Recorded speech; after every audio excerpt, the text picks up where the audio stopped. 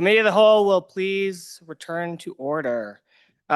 Members, we're going to briefly rise to sit again. So I'm moving to rise to sit again to do some efficient order of business. We're going to read in some committee reports and then do some re-referrals, and then we'll go back into Committee of the Whole.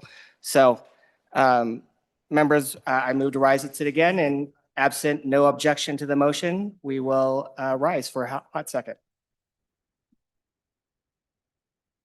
Okay, Committee of Reports. Senate File 12, sponsored by Transportation, Wyoming National Guard Reenlistment Bonus Program, an act relating to Defense Forces and Affairs. Mr. Speaker, you're at Committee Number 8, Transportation, Highways, and Military Affairs, to whom is referred Senate File 12 engrossed. Wyoming National Guard Reenlistment Bonus Program. Respectfully report, same back to the House with the recommendation that it do pass. Ayes. Representatives Banks, Brown, Geringer, Larson, McCann, Nicholas, Posey, Tarver, Wiley. Representative Brown, Chairman. Senate File 13, sponsored by Transportation. Wyoming National Guard member referral amendments. An act relating to Defense Forces and Affairs.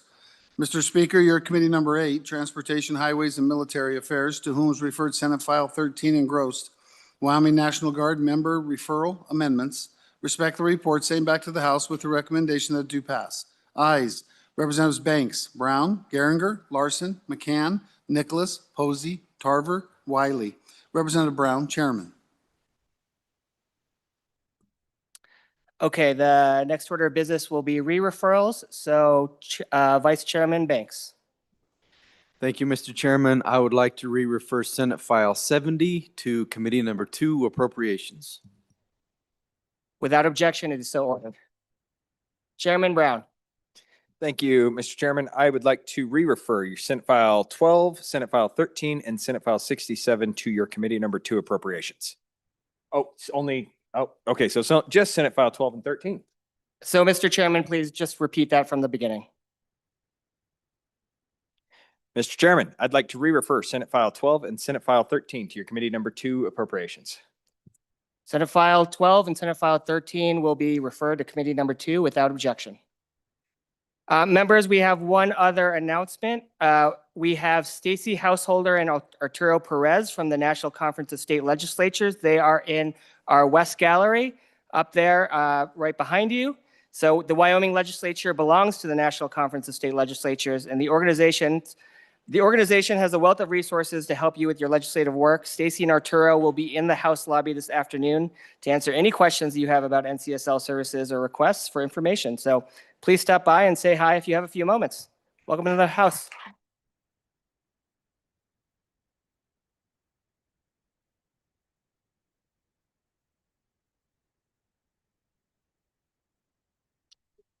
And members, now that those orders of businesses are done, we will again resolve ourselves into Committee of the Whole. And so the Committee of the Whole will please come to order.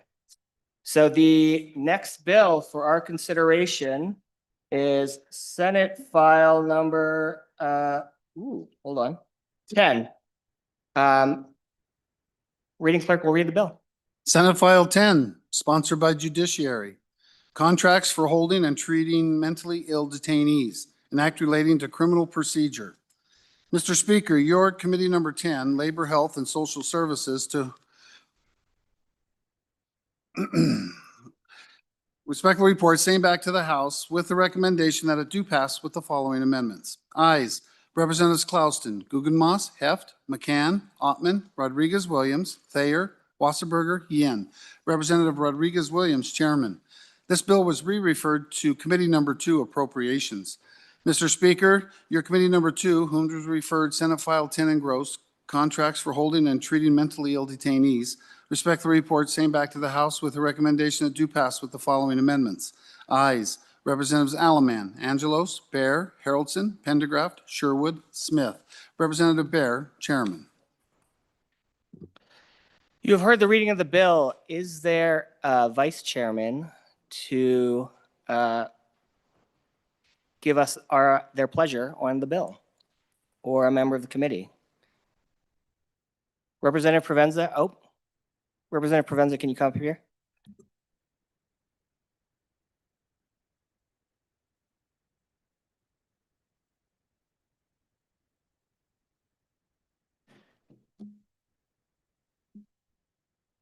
Representative Yin. Madam Chairman, I move that when the Committee of the Whole rises to report, it do so with the recommendation that Senate File 10 do pass. And I will explain the bill in a couple of seconds once I grab the bill.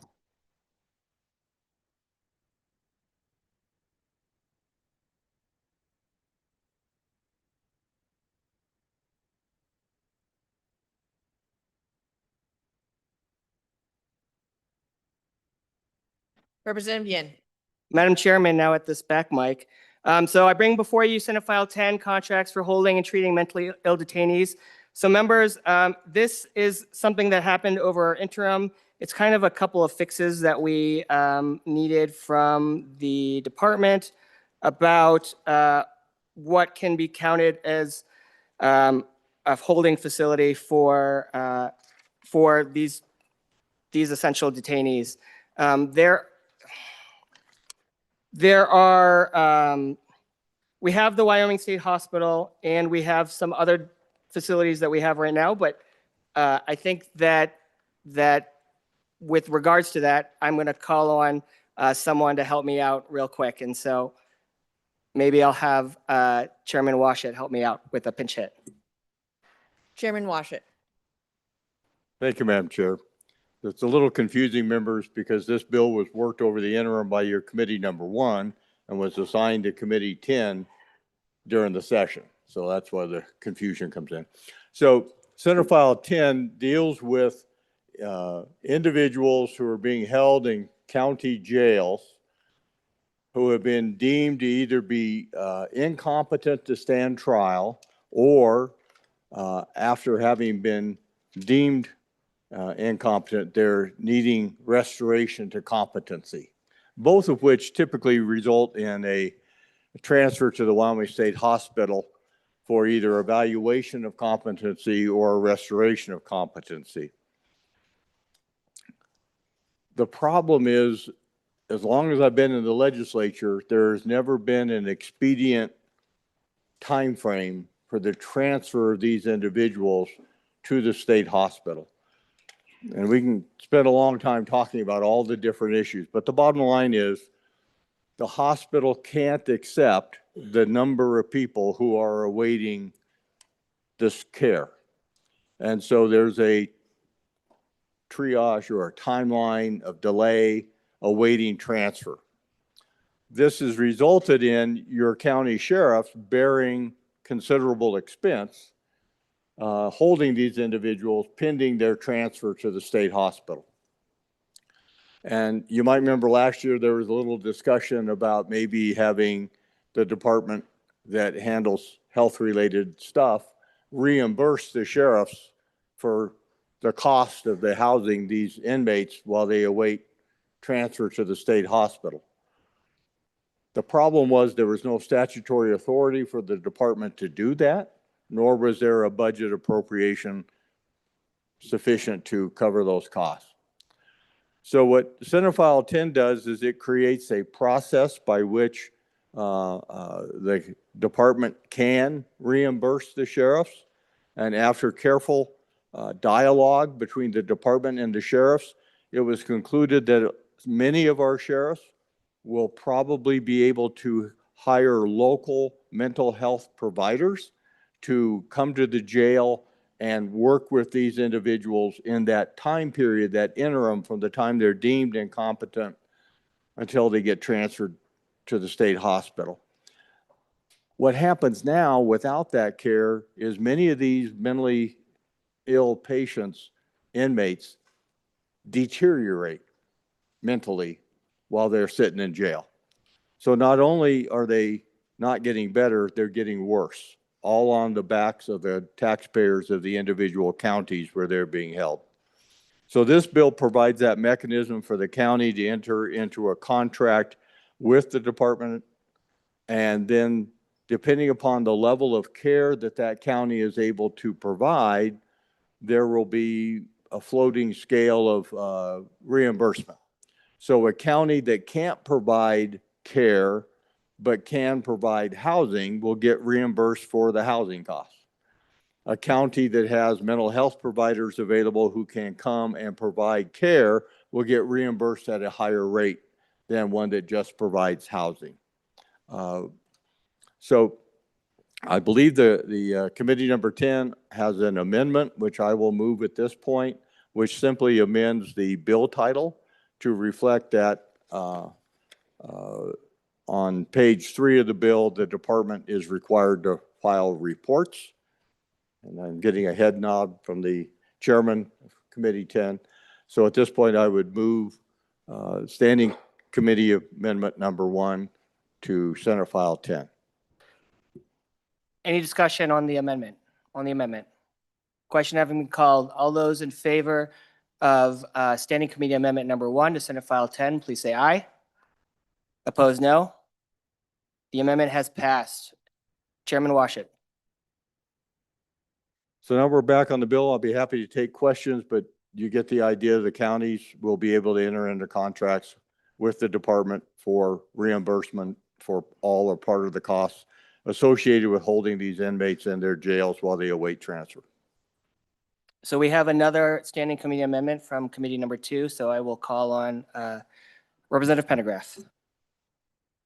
Thank you, Mr. Chairman. I would move Standing Committee Amendment number 2 to Senate File 10, ask for your favorable consideration. Folks, this is the proverbial second horse in the race. There is a footnote in the budget, money in the budget allocated to pay for the costs of housing these people in county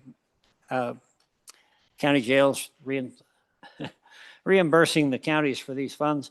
But we thought it would be safe on this bill to just tag a redundant funding measure. And you'll notice on lines 14, 15, 16 of this amendment that this is reduced dollar for dollar for anything expended out of the budget. That, I take any questions? Any questions on Standing Committee Amendment number 2? Question having been called on Standing Committee Amendment number 2 to Senate File 10. All those in favor say aye. Opposed, no. Oh, quick question for my clerk.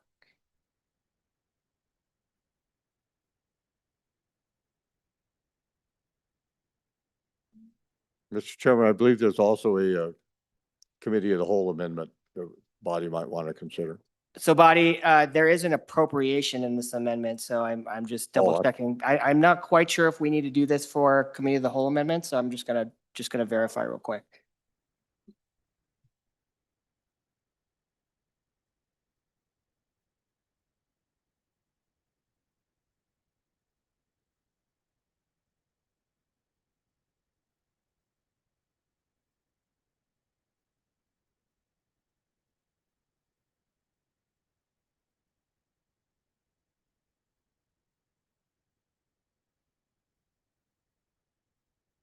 The answer is no. So the Standing Committee Amendment number 2 to Senate File 10 has passed. We do have a Committee of the Whole amendment, and so Representative Larson Lloyd. Thank you. Thank you, Mr. Chairman and members of the body. I'd just really like to extend appreciation to the good chairman of Judicial who has pursued this effort for 6 years, maybe, in trying to navigate the agencies, the branches of government, the communities with when these people who find themselves needing services, evaluation and restoration services at the state hospital and sometimes are stuck in a county hospital, the county jail for a period of time and oftentimes without the ability to get services. The answer seemed pretty simple, but it's taken a little time, and I appreciate the work he has engaged in with the director in that agency that deals with health and with the county authorities in coming up with a great approach to provide these services, provide stabilizing medication and ongoing services to where there isn't a deterioration of the person's mental health while they're awaiting services at the state hospital.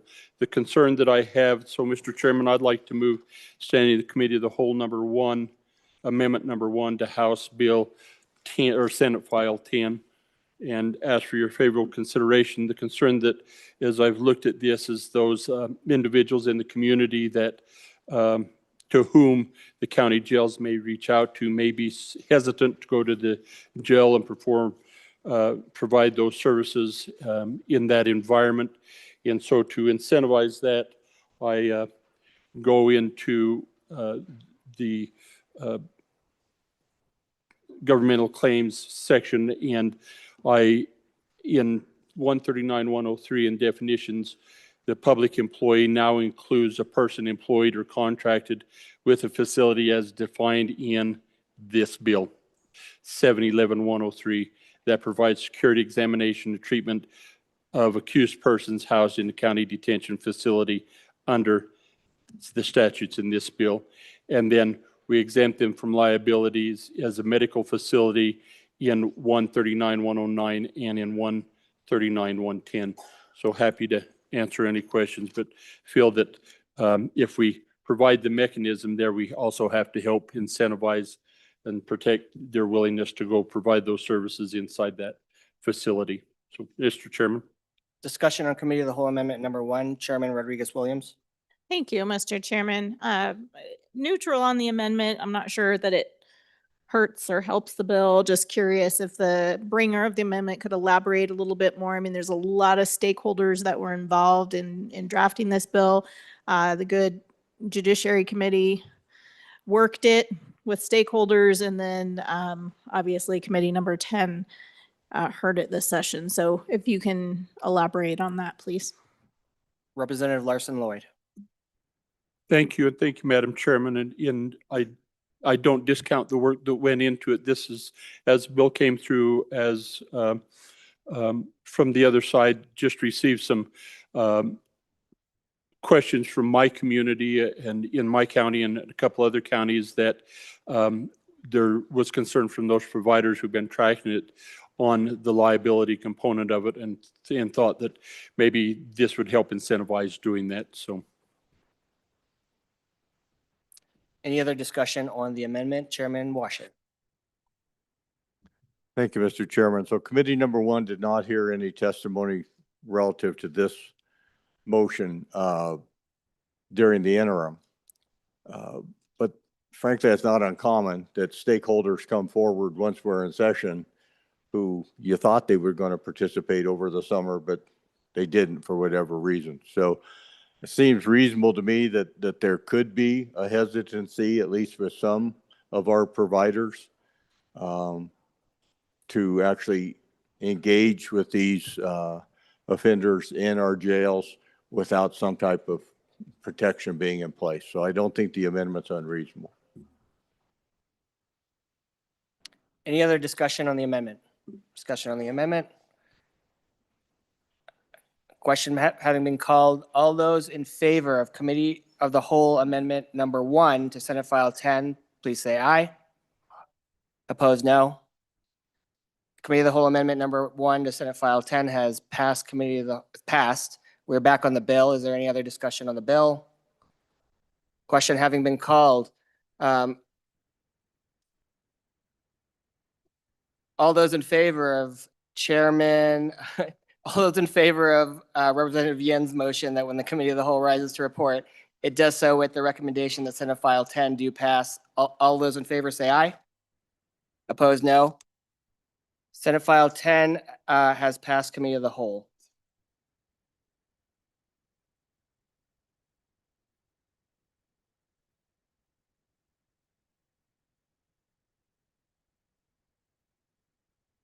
The next bill for our consideration is Senate File 41. The reading clerk will read.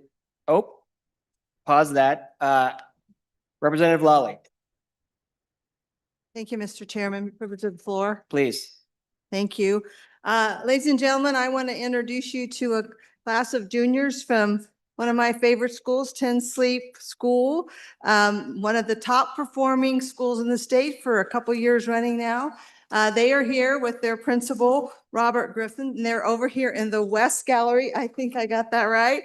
And let me give you their names because these are some incredible kids. The students are Joe Chrisman, Hayden Phelps, Kelsey Griffin, Allie Griffin, and Belle Starbuck. Great kids.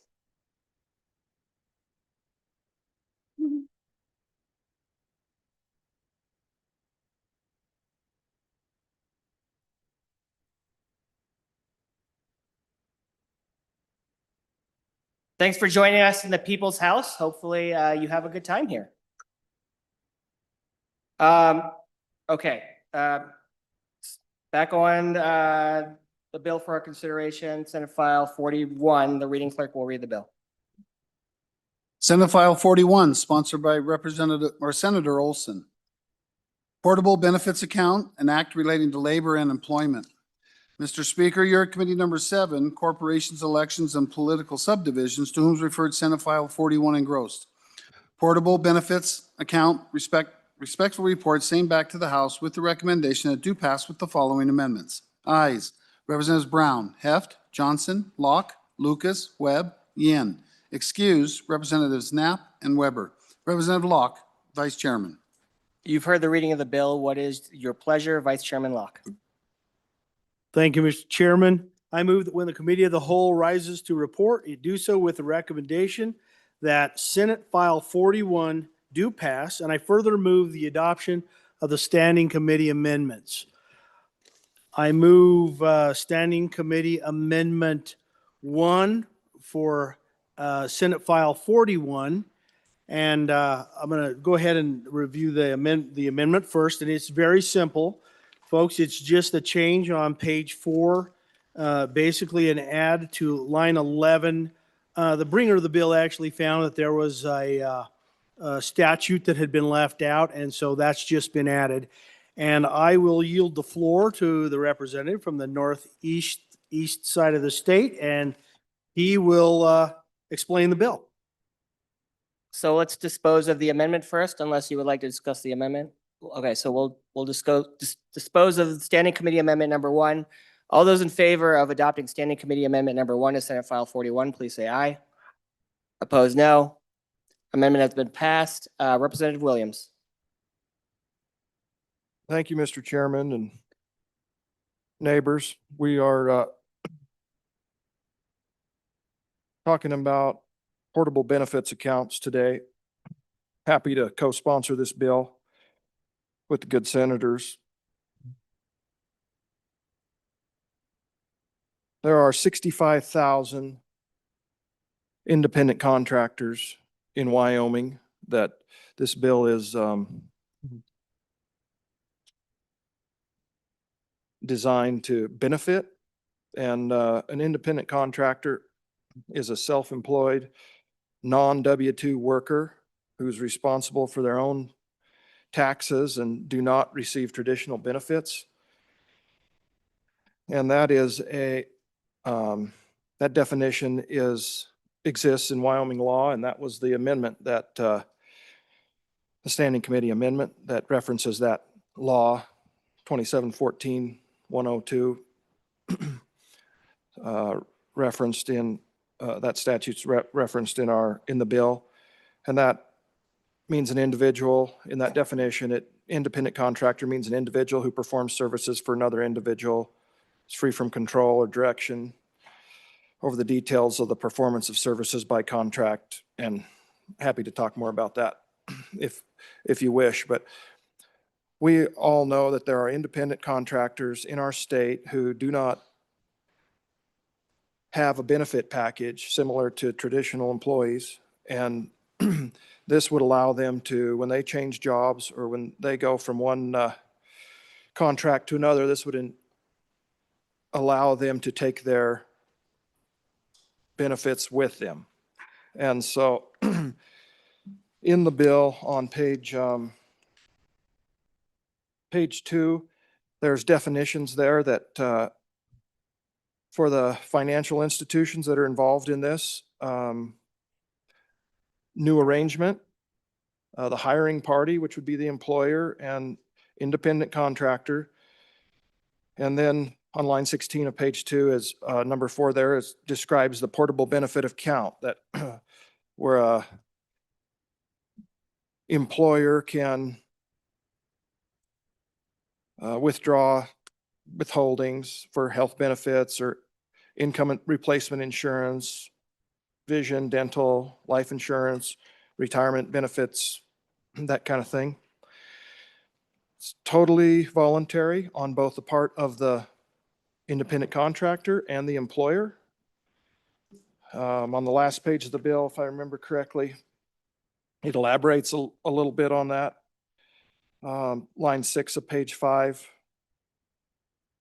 talks about the independent contractor opting into the withholdings, and they're authorized to opt out at any time. And as likewise, on line 12, the hiring party is authorized to opt out also. And so it doesn't change any employment classification of the independent contractor. And that was specifically, that was where the amendment was that referenced that statute. And happy to elaborate or take questions. Thank you. Any discussion on the bill? Discussion on the bill. Question having been called.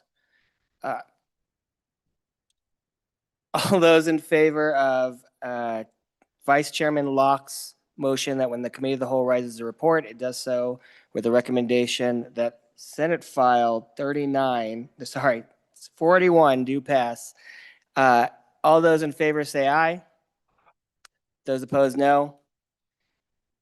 Senate File 41 has passed committee of the whole. The next bill for our consideration is Senate File 53. The reading clerk will read the bill. Senate File 53, sponsored by Senator Crum, Keeping Amateurism in High School Athletics, an act relating to education. Mr. Speaker, your Committee Number 4 Education, to whom is referred Senate File 53, Keeping Amateurism in High School Athletics, respectfully report, same back to the House with the recommendation that do pass. Ayes, Representatives Andrew, Bratton, Erickson, Guggenmoss, Lawley, Strzok, Williams. Noes, Representative Singh. Excused, Representative Kelly. Representative Andrew, Chairman. You've heard the reading of the bill. What is your pleasure, Chairman Andrew?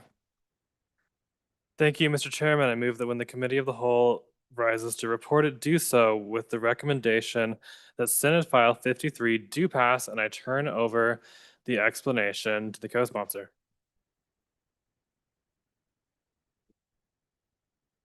Representative Harshman. Thank you, Mr. Chairman. Members, this Senate file, several of us on here are co-sponsors. This bill is really trying to get out ahead of what we're seeing happening in college athletics, where name, image, and likeness now is turned into big business. And it is actually starting to happen in high schools in our country. And so this bill, brought by the good senator, really tries to get out in front of that. So just quickly to walk through the bill, it defines what amateurism is, that you have to be an amateur in your sport. And then you go to paragraph B on page 2, line 6, and it has you keep your amateur status by, you lose your amateur status by accepting these things, basically by accepting money or gifts or those things that are expensive. And then the following activities on page 3 do not forfeit your amateur status. And it talks about camps and those kind of things. You can read through that, page 3, 4, and 5.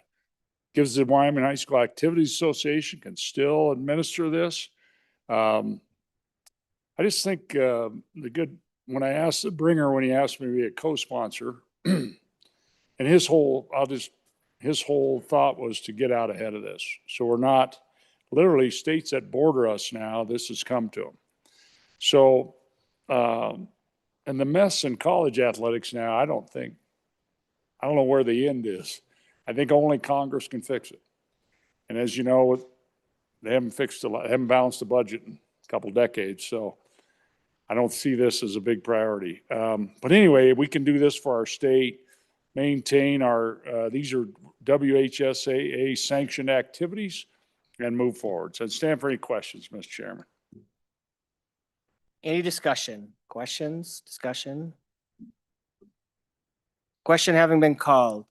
All those in favor of Chairman Andrews' motion that when the committee of the whole rises to report, it do so with the recommendation that Senate File 53 do pass. All those in favor say aye.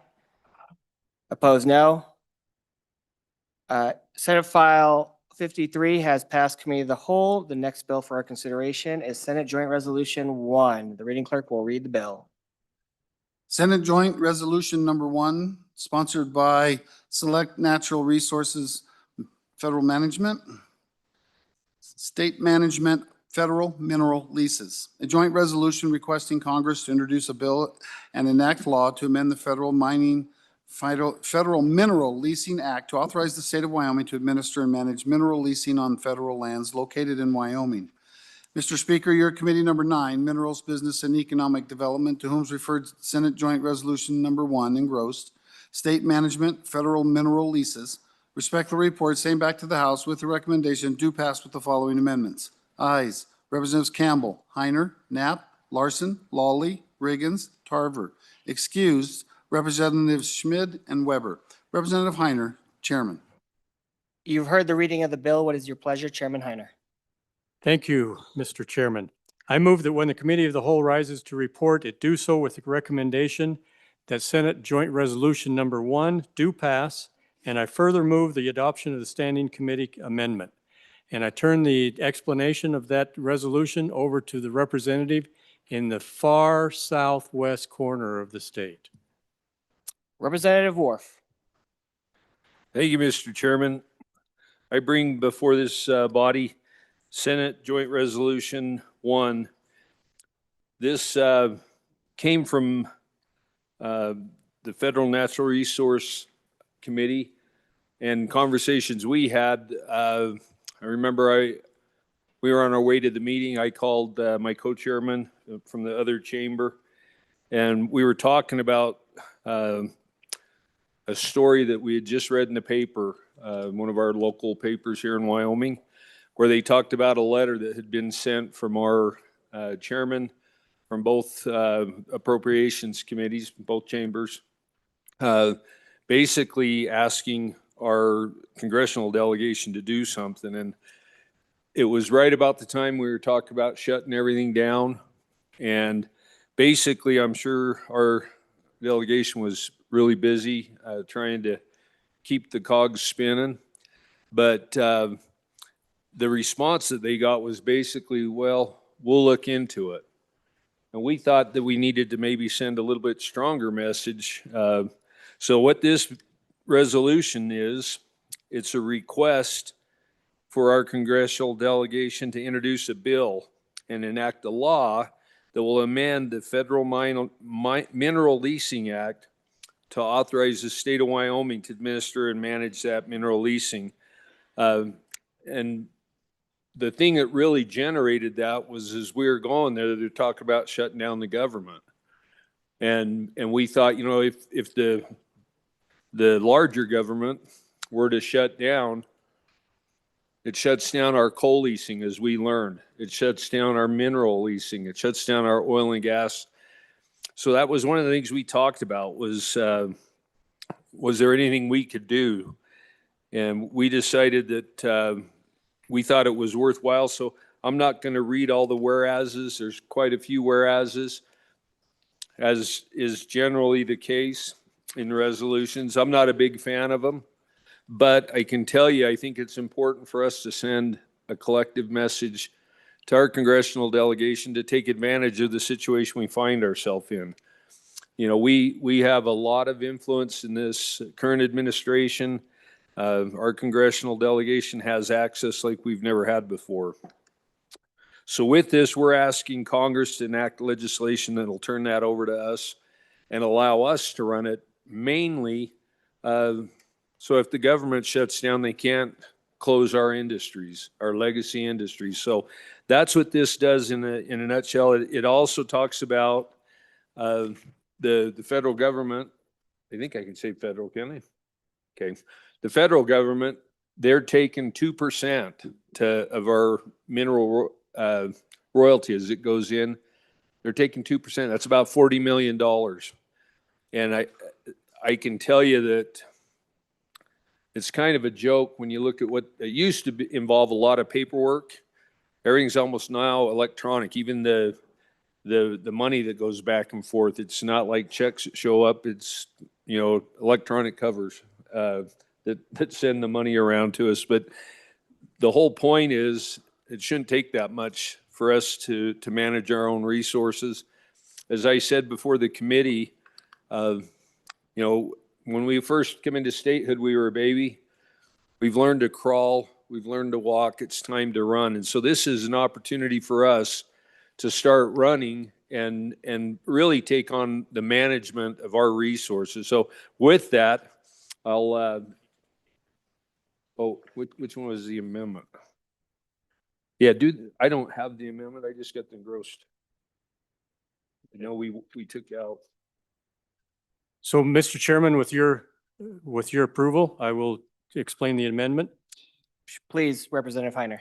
So on page 5, line 4, it says on line 4, it says Mineral Royalty Act, and it's supposed to be Mineral Leasing Act.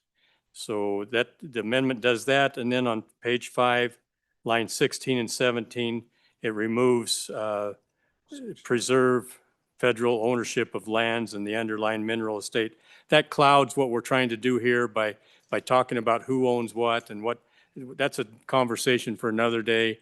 We don't want to have that cloud what we're trying to do here with just being able to take primacy, be awarded primacy over our mineral leasing program. So the standing committee amendment just changes those two items. And I approve, I ask for your favorable vote on that. Any discussion on the standing committee amendment? Discussion on the standing committee amendment? Question having been called on the standing committee amendment, all those in favor of standing committee amendment number 1 to Senate Joint Resolution 1, please say aye. Opposed, no. The amendment has been adopted. Is there any other discussion on Senate Joint Resolution 1? Oh, Representative Brown, Chairman Brown. Thank you, Mr. Chairman. So I am typically not one that really enjoys wasting time on joint resolutions that are going to go to that big white building out in DC. They're going to open it up, look at it, see that it came from this state, crumple it up, throw it in a wastebasket. That's pretty much what they do. But my goodness, am I in super, super strong support of this particular resolution. And the biggest reason is, ladies and gentlemen, if you haven't been paying attention, you don't know what the reduction in federal mineral royalties has happened since the passage of the One Big Beautiful Bill. That is a massive, massive hit to our state's economy and the amount of money that we will be pulling in off of federal mineral royalties. So the 2% that the good representative from the western side of the state talked about, that's just the admin fee, ladies and gentlemen. It's not just 2%. You take the federal mineral royalties, which went from 12.5% on coal down to 7% with the One Big Beautiful Bill, and you split that 50-50%, and then it's a 2% admin fee on top of that. So this is a massive, massive reduction to the amount of income that we actually get to claim on our sovereign soil, that we're the ones that set this state up. And typically speaking, I'm not a huge fan of trying to take over federal lands either. I don't think that we have the capability and the handling of being able to do that. But with this situation, we are more than capable of doing it. And I think if we were able to take all of those mineral royalties and deposit them into our account, we're in a heck of a lot better shape.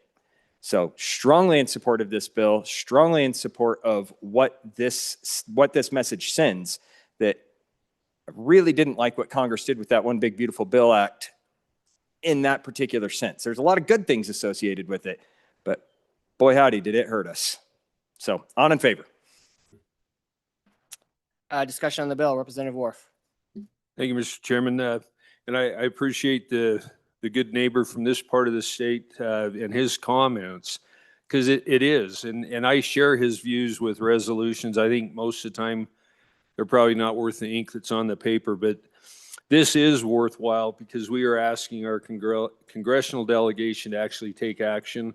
We're saying we want a bill. We want to do this. And I think the opportunity is there for us. But I don't want it lost. This has the potential, that 2% is another 40 million.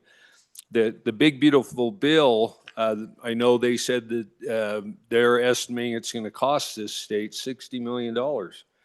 And everybody was proud of that big beautiful bill. And then when the ink dried and we saw what it did to us, it is a hit. So this is trying to make that big beautiful bill just a little bit prettier. And I know the industry supported it in committee. I urge your support. Thank you. Question having been called, all those in favor of Chairman Heiner's motion that when the committee of the whole rises to report, we do so with the recommendation that Senate Joint Resolution 1 do pass. All those in favor say aye. Those opposed, no.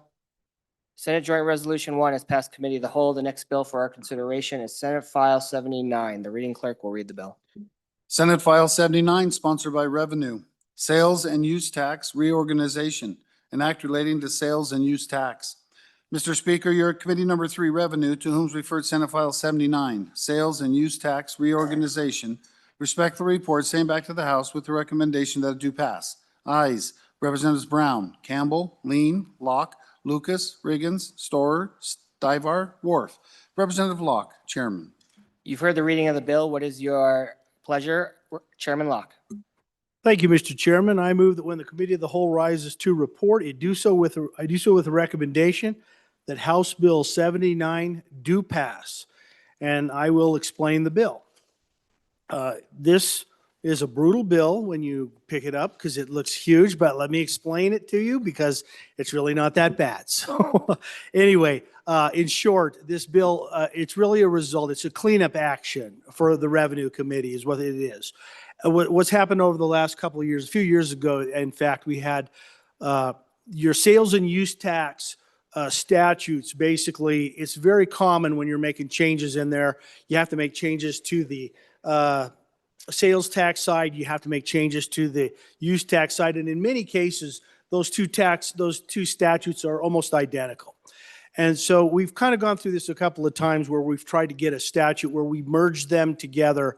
And that's really all this bill does. So it's fairly long, but all this bill really does, it actually makes no changes to the original sales or the original use tax statute. But what it did do is it merged them, and that allowed us to cut out a significant portion of the two, and it merged them into a single statute. So again, it really did not make any changes to our sales tax statute or our use tax statute. But what it did, it merged them. It left the use tax changes, or the use tax differences still remain in place in this merged statute. That's really all the bill does. And I ask for your favorable consideration for this bill. Discussion on the bill, Representative Lean. Representative Lean. Thank you, Minority Floor Leader. I just want to say that our good department that takes care of our revenue did a fine job with this. It was a lot of work and a lot of hours to be able to compare the statutes, and our great team helped us put them together in one bill. This will make your green books a lot smaller, and on and in favor. Any other discussion on the bill? Question having been called. All those in favor of Chairman Locke's motion that when the committee of the whole rises to report, it do so with the recommendation that Senate File 79 do pass. All those in favor say aye. Those opposed, no. Senate File 79 has passed the committee of the whole. The next bill for our consideration is Senate File 80. The reading clerk will read the bill. Senate File 80, sponsored by Revenue, Department of Revenue, Electronic Communication, an act relating to sales and use taxes. Mr. Speaker, your committee number 3, Revenue, to whom is referred Senate File 80, Department of Revenue, Electronic Communication. Respectfully report same back to the House with the recommendation that do pass. Ayes, Representatives Brown, Campbell, Lean, Locke, Lucas, Riggins, Storer, Stivar, Wharf. Representative Locke, Chairman. You've heard the reading of the bill. What is your pleasure, Chairman Locke? Thank you, Mr. Chairman. I move that when the committee of the whole rises to report, it do so with a recommendation that Senate File 80 do pass.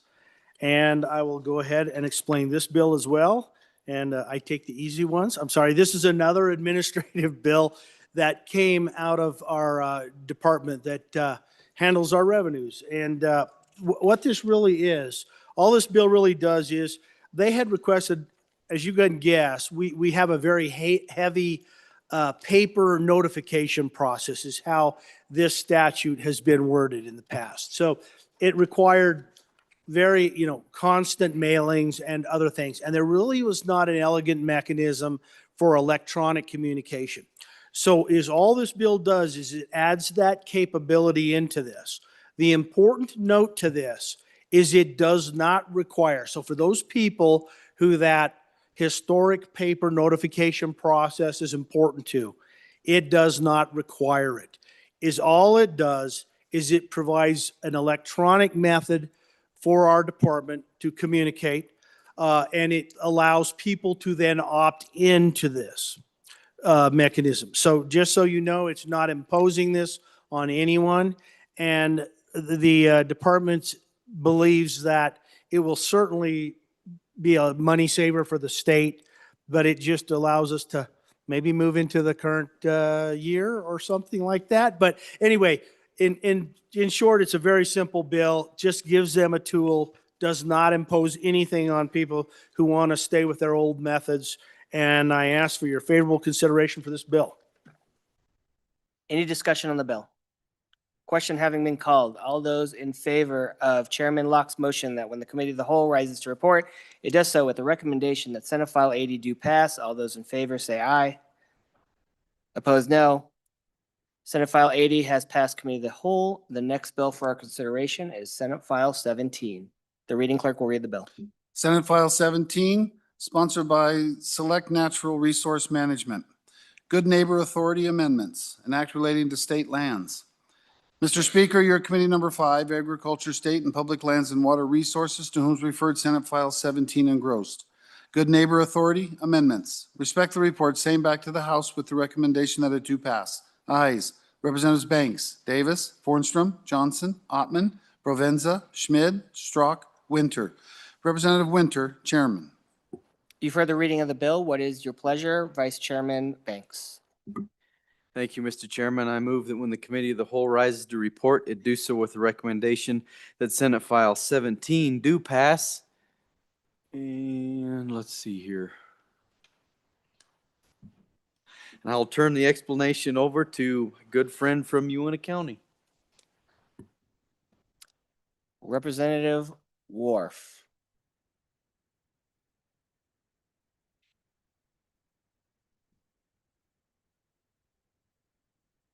Representative Chair- Wharf, please. Mr. Chairman, thank you. I'm bringing to you another one that I think is a very exceptional bill that we put forward out of the Select Federal Natural Resource Management Committee. This one is an expansion of the Good Neighbor Authority. And what we're doing is we're changing the law. It is not an expansion, but what we are doing is we're setting the stage where the state forester can take advantage of organizations. I think we're talking largely these 501c3 organizations that tend to do projects to benefit wildlife. But this is your smaller projects that are probably more important to kind of the mom and pop forestry people in the state. But what this does, this just sets it up to where they can receive grants, gifts. It goes through the whole list of the things that they can do, and it allows them to have the ability to add employees, whether they're full-time or part-time. They come up with the money and then they do the project. But really what this does, it's going to generate, I think it was another $6 million, if I'm correct, that they anticipate that this will bring to the state. And what it is for those of you that may not know the Good Neighbor Authority, it's an agreement that we have with the Forest Service that allows us to get projects done faster.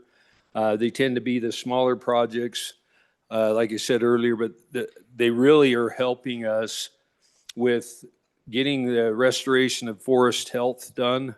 They're helping us mitigate fire. That's one of the things that it does, is it helps thin and put our forest back in a better condition. And so this is one that, like I said, it's just opening that door for them to receive gifts, grants, whatever from nonprofits. that will allow them to get some of these smaller projects going. But like I said, they anticipate $6 million a year additionally that this can actually bring into the state. So I urge your support. Thank you. Discussion on the bill, Chairman Bear. Thank you, Mr. Chairman. Just a question for the bringer. It looks like we're taking the limit off on both FTEs and AWEC employees. I can understand AWEC when we're receiving donations, but an FTE becomes a employee of the state. And if these funds were to run out, what's the plan? Representative Worf. Thank you, Mr. Chairman. I believe that the plan is that they will continue to grow. I don't know that they're going to increase more FTEs than they can support with the program. The anticipation is that by doing this, it's going to grow from just an additional 6 million to a lot more. And so I'm sure that the state forester is, you don't do a lot of forest management in the wintertime. So most of the people that they're looking to hire are going to be to help run small projects. Most of those projects are not going to be year-round. If they happen to hire somebody year-round, I'm sure they're going to have a commitment from a nonprofit for that particular project. That project may take a year to 2 years, but I'm assuming that that would be budgeted out and that they would know that that FTE has a limited time frame, that at some point in time, the project would be completed and that position would be eliminated. Representative Banks. Thank you, Mr. Chairman. Going along with that, the department that oversees our forests gave testimony to the committee that this is going to open up large timber projects, and because there's good market on the timber, they foresee the sales of that timber kind of helping to sustain the program. So you notice there's no appropriation in the bill. They're not asking for any more money, but they see the expansion as growing our timber industry, which is much needed to thin our forest, but also it's an ability to create some revenue, and they see that coming back into the program to sustain some of those efforts. So thank you, Mr. Chairman. Representative Davis. Thank you, Mr. Chairman. To the good representative from committee number 2, there's a lot of planning going forth here in these, on the sales. If we have this led to us by the department that manages our forests, these funds, we need to be having planning. We only have a limited construction season to implement a lot of this. These things are going, for instance, in my district, there's a watershed improvement program there, which will take about 3 years to implement on the headwaters of the encampment. So we see these types of programs that now we've got the federal nexus there and a joint collaborative effort going forth. So it's going to take a lot of planning and everything with these new employees, FTEs, to keep going forth. And as long as this program is showing the strives that we think it can do and benefits to the state of Wyoming, I would imagine that these things would keep coming our way.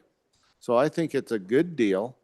And if it doesn't, then I imagine if there's no dollars for an FTE, that would be a, what do you call that when you're no longer employed? So I think it's a good deal. Any other discussion on the bill? Discussion on the bill.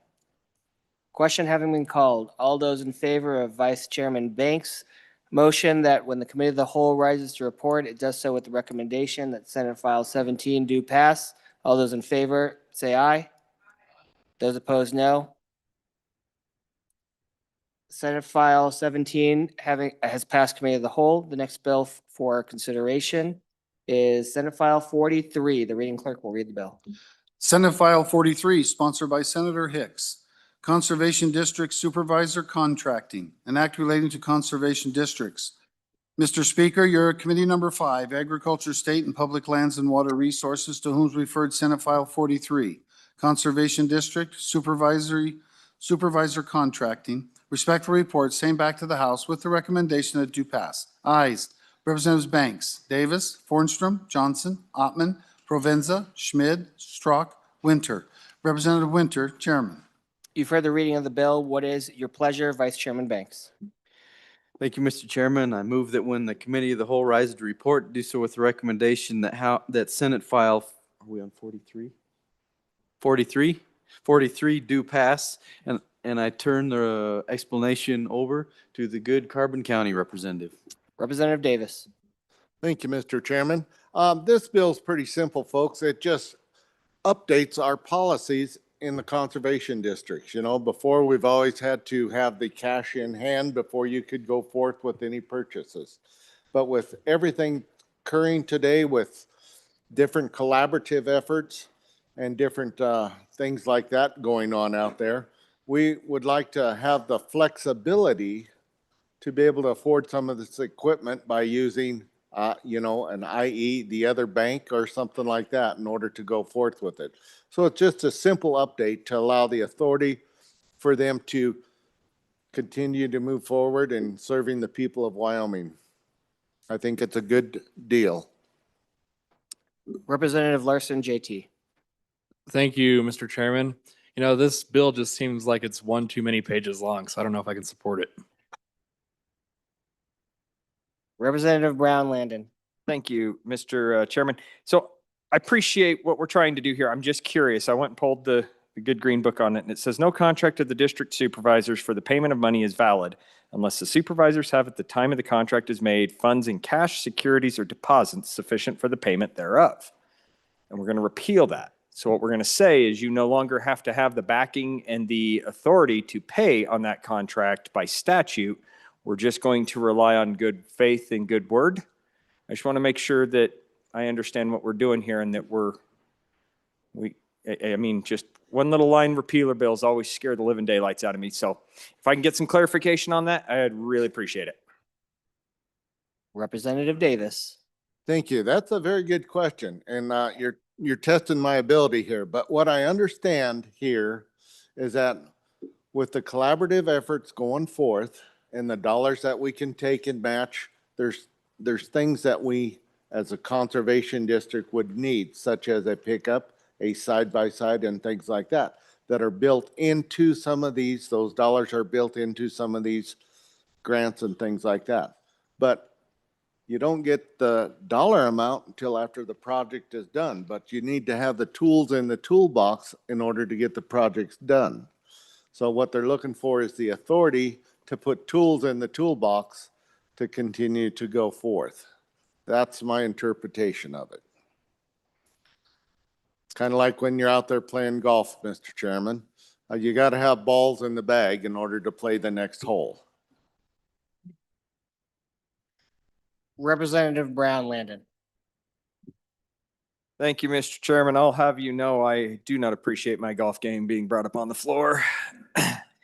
So my question with that, and I understand that, what I'm hearing is the idea similar to what we do, basically allowing spending authority and allowing a conservation district to go out there and put a contract onto something in good faith, knowing that if they've got let's say it's a federal grant that they've applied for, they get that federal grant, and until that federal grant it's a drawdown, and then they get replenished on the back end. Is that what I'm understanding?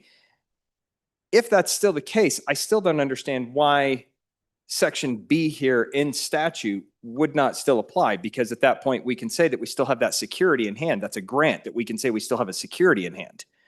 And so, I mean, I don't know. Again, one line repealers, and then especially something here saying that you need to make sure that you have the cash in hand and the security in hand before we do it. I appreciate it, and I'm not trying to burn a good bill here. If it's a good bill, it's a good bill, but I just want to make sure I wrap my head around it completely. I think Representative Davis, please. Thank you, Mr. Chairman. I'm assuming here, as I'm going forth, is there are different ways that our districts are funded. Some are by mill levies, some are by our county commissioners and stuff like this. So we have that assurities of dollars coming in. And we want to be able to put them dollars out to get this equipment that is vital for the project to occur. Does that answer close? Maybe we can have a sidebar over this, would you? But I would appreciate an aye vote on it, and I'll get you an extra set of golf clubs. Chairman Bear. I think I'll get to talking quickly. Thank you, Mr. Chairman. So, go on. I too have concerns about this. I just can't think of an example where we've done this before. And then I'd like to know where is an example where we've run into an inability to do our work without waiting till we have the cash on hand. These assurances, you know, when we have a grant coming, typically we don't spend the money, at least the state doesn't, until we have that money in hand. So please help me understand where we're running into trouble. Representative Davis, please. Thank you, Mr. Chairman. I believe what the disconnect is here is, you know, our conservation districts were originally set with this mission in mind. And for instance, our conservation district over there, we're doing a lot of habitat improvement. We're doing things with wildlife friendly fences and water and streams. You know, we have wetlands that we're developing, and these kind of tools are in a larger demand, and at times we have to upgrade, and at times we need the ability, the flexibility to be able to go out and incur debt and can, as we go forth. That's what I'm understanding. And if any other questions on that? Any other discussion on the bill? Discussion on the bill. Go ahead.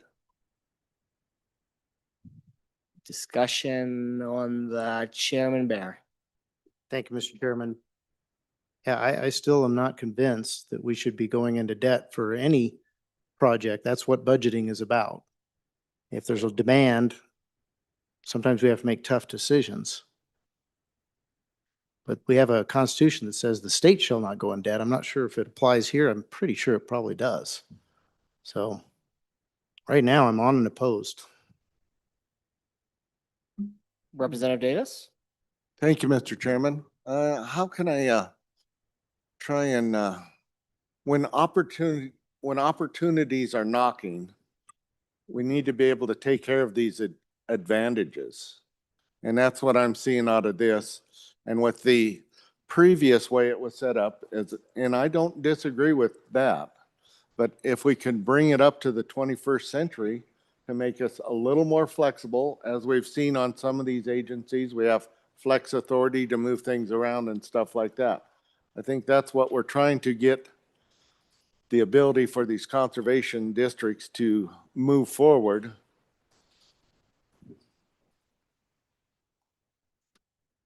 Chairman Brown. Thank you, Mr. Chairman. So I think I have my head wrapped around this, and I think just a quick yes will help me make sure that I've got this.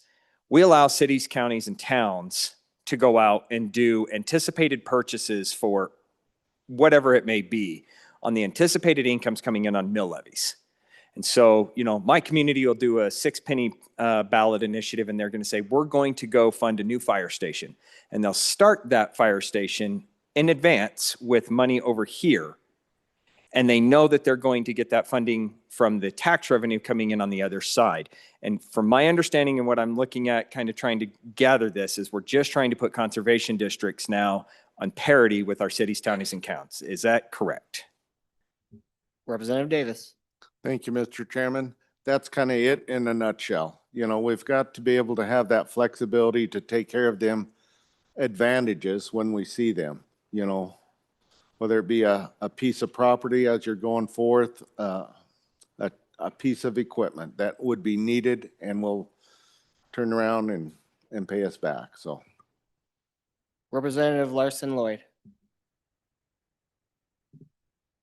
Thank you. The good bringer of the bill and I wrestled a little bit earlier today on this, and I still, but deleting this doesn't solely accomplish what the good chairman of transportation is saying. It really opens the door broadly to allow you to move forward without having cash on hand. And I think that's what we're saying. We just passed the large funding from the WWNRT today on conservation stuff. They have to have all of that. They have those opportunities coming up regularly. And we hear from them that they can only fund a certain component of that based on the revenue that they have on hand from their income account. And I think that's kind of the standard the state has operated on. And I just have concern that when we delete that without language to put any other sideboards on it is I think maybe causing a little bit of angst here within the body. Representative Davis. Thank you, Mr. Chairman. I don't disagree with you there, but with like for instance, several conservation districts are receiving mill levies. So they have got that basis there in the background. What they're looking for is the ability to act upon the situation as it's presented. You know, the flexibility in there to be able to capitalize on that opportunity, whether it be through a grant or through a partnership or through many other things that they have been able to put together where dollars make dollars. So we just need that ability to go forth with it and do good things for the people of Wyoming. And I understand where you're coming from on that, but that's the position that we're seeing. Once again, there is a board, an elected board, that does have the authority to yay or nay this as they're going forth, to make that decision. It's not just up to one individual. Chairman Washington. Thank you, Mr. Chairman. Members, I remain a little foggy about what the objective is here. But my gut tells me at this stage of the game, there must be more to the story, or the bill wouldn't be before us today. And so my recommendation is we vote it in on committee of the whole and see if we can gather some more facts, and then we can consider it later. Chairman Brown. So thank you, Mr. Chairman. So what I understand is this is kind of akin to me going out to the golf course with one golf ball, knowing that I want to play 18 holes, but guaranteeing that I'm going to find the 36 balls that somebody else has shanked off into the woods, and I'm going to continue to finish off my golf game with somebody else's golf balls. Is that right? Representative Davis. Apparently, Mr. Chairman, him and I play the same way. Please give this an aye vote and I'll get more information for you, but I really think this is something good that we need to have for our conservation districts, the tool in the box so that we continue to be able to move these projects forth on the ground with these dollars that they can round up. Chairman Bear. Thank you, Mr. Chairman. I just want to address the comments by the good chair of transportation earlier, not the golf ones. The example he gave, the funds were available from somewhere else, some other portion of their funding. And I think the language that's being repealed delineates that you have to have those funds in one of those other places if you're going to go ahead and move forward with spending. And so here we're saying no sideboards. Well, we can go ahead and do this without those funds. So this is a major policy change.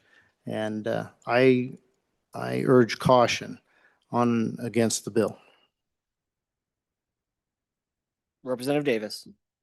Thank you, Mr. Chairman. And if we can get this onto the committee of the whole, moving forth here, I will try and get the good chairman of number 2 some more information to assure him that this is a good thing that we're going forth with. Representative Pendergraft. Thank you, Mr. Chairman. If I'm hearing this right, credit is one of the tools in the toolbox. But if you misuse a tool, there's a good opportunity that it'll come back and bite you. Now, I'm not using my thumb as a prop because it's not here. Representative Davis. Thank you, Mr. Chairman. Well, I can give you a real-time example here. We have many projects going over there in the district, okay? something that many people run into. It's called cash flow. Okay, we've got these dollars gathered up. We've got the ability to get the projects done on the ground, but the project has to be finished so we can get the cash to backfill. All right, at certain times, your contractors, if you're good to your word, you pay your invoices every 30 days. Well, sometimes we have more contracts going out and more pay needing to go out. So sometimes there are the issue that if we have this flexibility in here to be able to take some short term and not starve your contractors, otherwise they could be waiting for, say, 60, 90, 120 days to get their dollars back for the projects they've done. It's all in there, it's just cash flowing it. And by allowing this flexibility in this, we can make that work. Any other discussion? Chairman Bear. Thank you, Mr. Chairman. I just encourage the body to read the language that's being struck, because what we're hearing today isn't quite the same as what we're seeing in the statute that's being struck. We're saying that we might have cash somewhere or somewhere else, but it's really a promise of some cash coming later. And that's pretty well excluded in the language that's being struck. That a promise, you can't do it on a promise. You have to have the cash on hand in some form. It can be a security, it can be, money in the bank, but it can't be a promise. So again, I would urge caution. Representative Davis. Thank you, Mr. Chairman. Once again, you have all these projects out there that you need to get started on the ground. You have the funding that is assured to you by the different collaborative partners going forth. The time frame of getting the funding from the collaborative partners going forth to the finish of the project, there's a delay in there, sometimes substantial, depending on which partner you've got working together. So you have to maintain that ability to take care of your people that are doing the projects on the ground. So we need that flexibility in there in order to make this work. And that's what we're looking for here. And with that, I would really like an aye vote, and I will work with the good chairman from number 2 to ease his conscience on this. Any other discussion on the bill? Question having been called, all those in favor of Vice Chairman Banks's motion that when the Committee of the Whole rises to report, it does so with the recommendation that Senate File 43 do pass. All those in favor say aye. All those opposed, no. Pursuant to House Rule 6-6B, the bill having failed a voice vote, a standing division vote is required. All those in favor, please stand.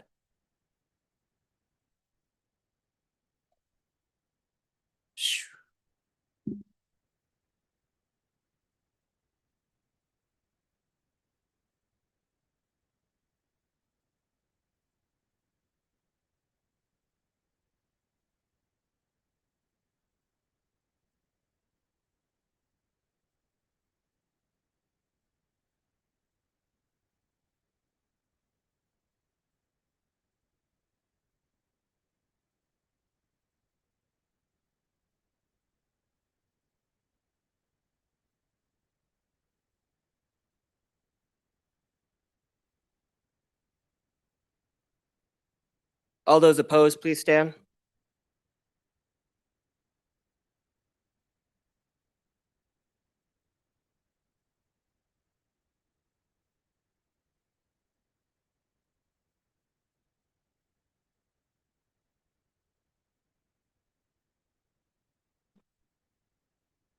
Having failed a standing division roll call vote, having failed a standing division vote, a roll call vote is required. The assistant chief clerk will call the roll.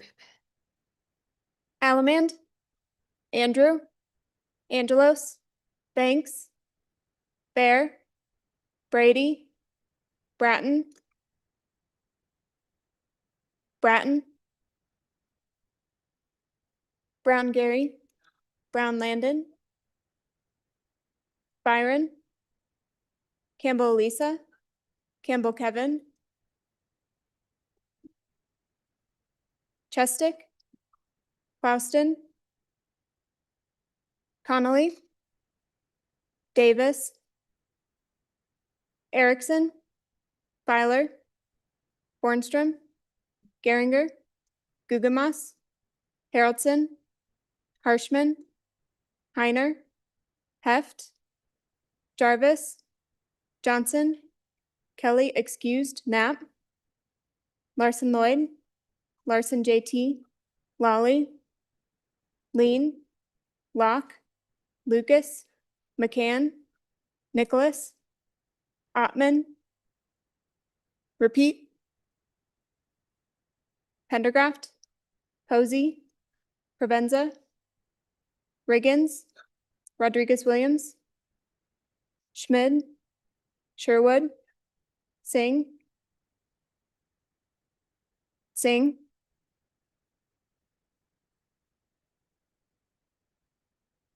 Smith, Storer, Strock, Stivar, Tarver, Thayer, excused, Washit, Wasserberger, excused, Webb, Weber, Worf, Williams, Winter, Wiley, Yin.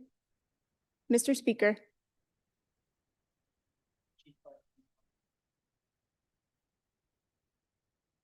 Are there any changes? Banks, aye to no. Further changes. Further changes. Closing vote. Vote closed. 20 aye, 37 no, 5 excused. Pursuant to House Rule 6-6B, Senate File 43, having failed a roll call vote, is indefinitely postponed. The next bill for our consideration is Senate File 68. The reading clerk will read the bill. Senate File 68, sponsored by Water Districts, Funds for Maintenance Projects, an act relating to irrigation projects. Mr. Speaker, your committee number 5, Agriculture, State and Public Lands and Water Resources, to whom is referred Senate File 68 engrossed. Water Districts, Funds for Maintenance Projects, respectfully report same back to the House with the recommendation that it do pass. Ayes, Representatives Banks, Davis, Fornstrom, Johnson, Ottman, Provenza, Schmid, Strock, Winter. Representative Winter, Chairman. You've heard the reading of the bill. What is your pleasure, Vice Chairman Banks?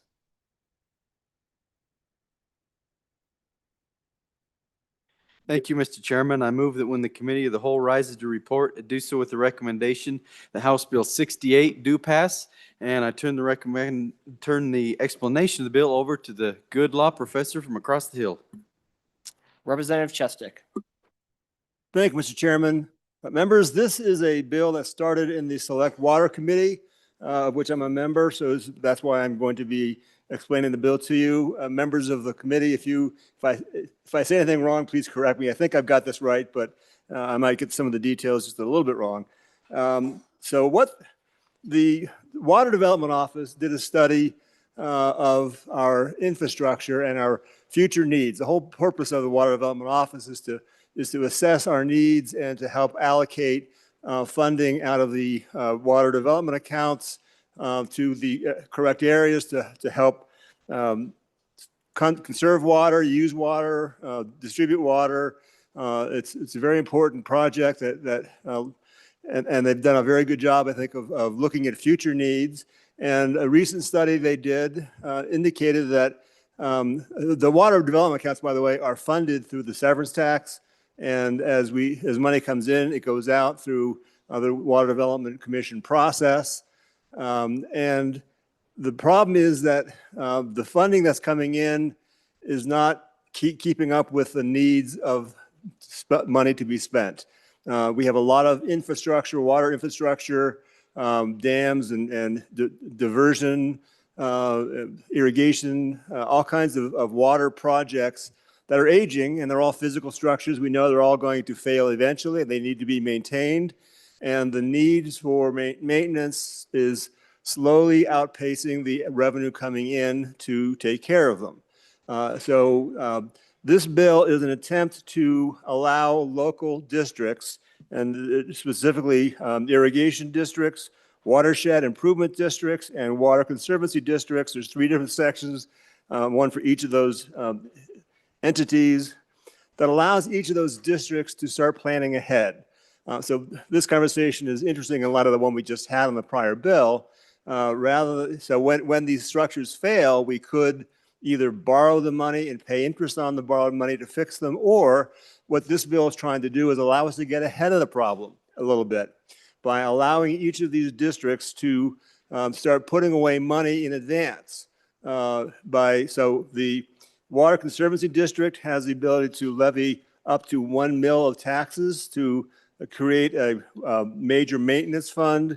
The irrigation districts and the watershed improvement districts, they're funded through assessments of their members, and all the people who are paying, would be paying this revenue are the users of these systems. So money goes right back to serve the people who are paying these additional revenues, and allows each of these districts to either raise a mill of taxes or to increase their assessments to their members by an amount sufficient to create a major maintenance account and start to build a savings account to pay for future needs. So rather than when the money needs to be spent, rather than paying interest out, we've already put it away in advance and invested it and have generated interest on that investment. So we're actually having to pay less. We've actually earned some interest while these funds are invested. They're all to be invested with the state treasurer, who's done a fantastic job for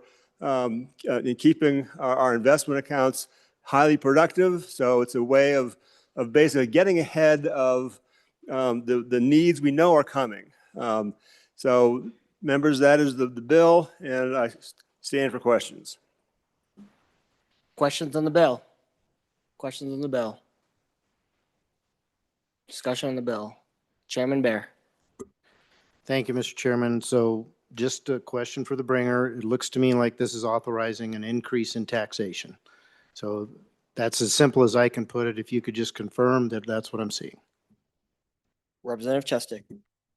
Thank you, Mr. Chairman. Only the water conservancy districts have the ability to tax, and there's an authorization there to increase a 1 additional mill. But again, that mill is being paid by the users who are going to benefit from that money being put in an investment account to pay for future needs. The other 2 districts have assessments. The assessments are allowed to be in an amount necessary to create the fund to be able to pay for the work that's going to be needed in the future. Vice Chairman Banks. Yes, thank you, Mr. Chairman. So the irrigation districts and such already have the authority and the ability to assess mills. What they don't have the authority to do right now is to take some of those mills and set it aside into a savings account for major maintenance on some of this aging infrastructure. So it's not letting them add a new tax in there or anything like that, or saying above and beyond what they can already do. But anybody who belongs to an irrigation district, this is already the practice. They're already allowed to, in their irrigation meeting, say, hey, there's some needs that we have. We need to replace some concrete ditches or pipe some open ditches. They already have the ability to pass that cost on to their users. This allows them to also use some of the money that users pay. Me in the irrigation district, I pay. They're allowed to set some of that money aside for major maintenance, for a major maintenance account which is vital when we see so much aging infrastructure throughout the state. So that's basically what that's what we're allowing in this bill. Any other discussion on the bill? Representative Geringer. Thank you, Mr. Chairman. I think something else to consider here is how this kind of thing factors into the overall discussion with protecting our water in this state, especially when we start talking about the river, the Colorado River Compact. We need to be aware of how much water disappears due to aging infrastructure, water that maybe infiltrates, isn't able to be beneficially used, or is protected in other ways, because the more measures that we take to protect that water, the better we sit in relation to those states downstream. And so major maintenance is a big component of that. If we maintain our systems, we have more water available to us. We're protecting that water. I think that's just a component of this overall discussion, but something to be aware of. Any other discussion on the bill? Discussion on the bill? Speaker Nyman. Thank you, Mr. Chairman. This is a good piece of legislation, ladies and gentlemen. What this is doing, kind of what the last bringer said, the billions of dollars right now in the state of Wyoming in amount of what you call it, maintaining or correcting declining infrastructure is mounting. And we are, as a state, going to be faced with an extremely large bill here shortly. This is an opportunity for those users, the folks that are actually using and, like you said, benefiting from the use of this infrastructure, to allow themselves to be able to start putting money away in an effort to try to continue maintenance. So this is a very good piece of legislation. If these ladies and gentlemen are willing to do this to themselves and start putting that money away so they can accumulate enough to start correcting these problems for the long-term benefit of these water users and the state ultimately, because we all benefit from good and proper use of our waters. It's a positive work and a step forward, so on and for. Any other discussion on the bill? Question having been called, all those in favor of Vice Chairman Banks' motion that when the committee of the whole rises to report, it does so with the recommendation that Senate File 68 do pass. All those in favor say aye. Those opposed, no. Senate File 68 has passed committee of the whole. The next bill for our consideration is Senate File 32. The reading clerk will read the bill. Senate File 32, sponsored by corporations, 911 funding, an act relating to emergency telephone service.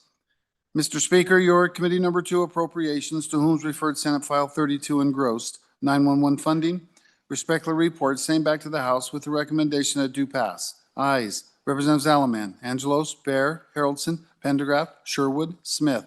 Representative Bear, Chairman. You've heard the reading of the bill. What is your pleasure, Chairman Bear? Thank you, Mr. Chairman. I move that when the committee of the whole rises to report, it do so with the recommendation that Senate File 32 do pass, and I'll pass the explanation over to the good chairman of corporations from Coal Country. Chairman Knapp. Thank you, Chairman. So this bill is a pretty simple bill, but it's one of the most crucial bills of the session. This has to do with our 911 services.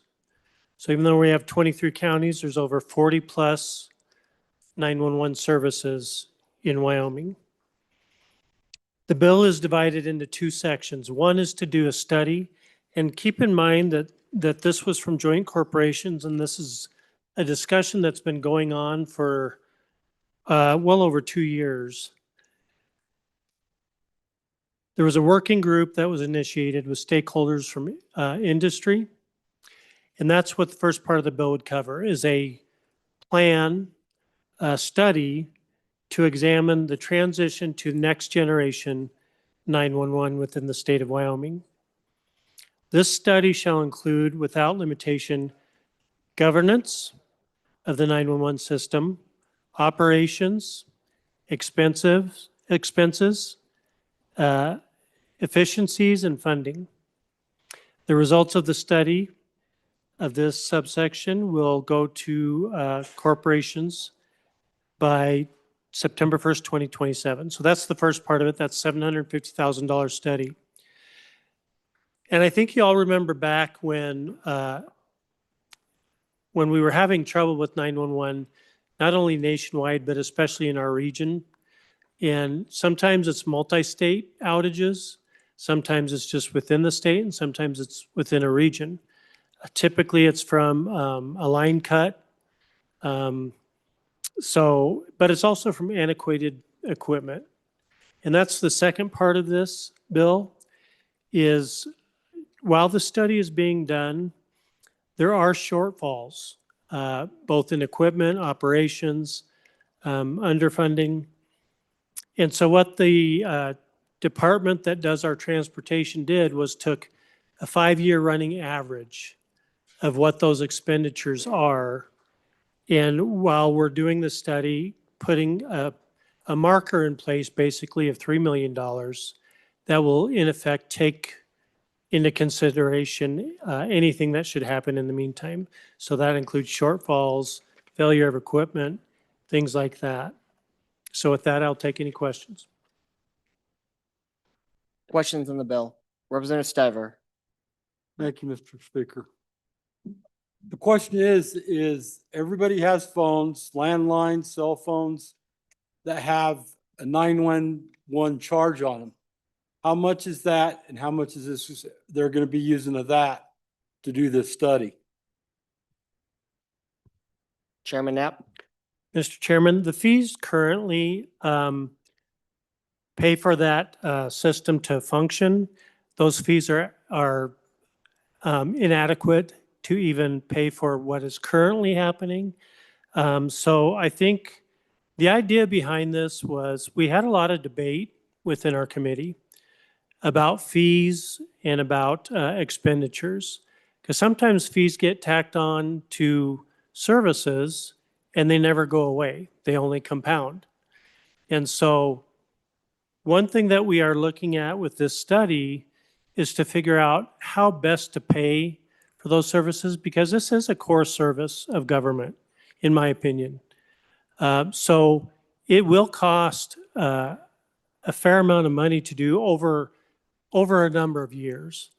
And so it's important that that study come in so that we know, A, what those costs might be, and B, how we might fund those costs, whether it's through expenditures through appropriations, or whether it's through fees to the consumer, or a combination of both. Any other discussion on the bill? Chairman Brown.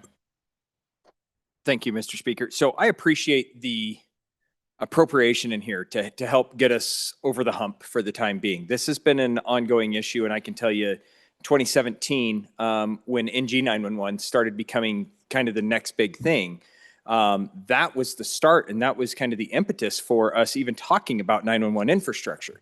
But one of the things that I didn't, maybe I didn't see it, and if you can just correct me, but I didn't see that we were going to involve, and when it says stakeholders, maybe that's where it's encompassed in, but our local PSAPs, right? The people that are handling those calls on a regular basis, what are they going to hear? Because here in my county, we do pretty good, but some of those PSAPs in some of these outer lying communities, they're operating literally on a shoestring budget.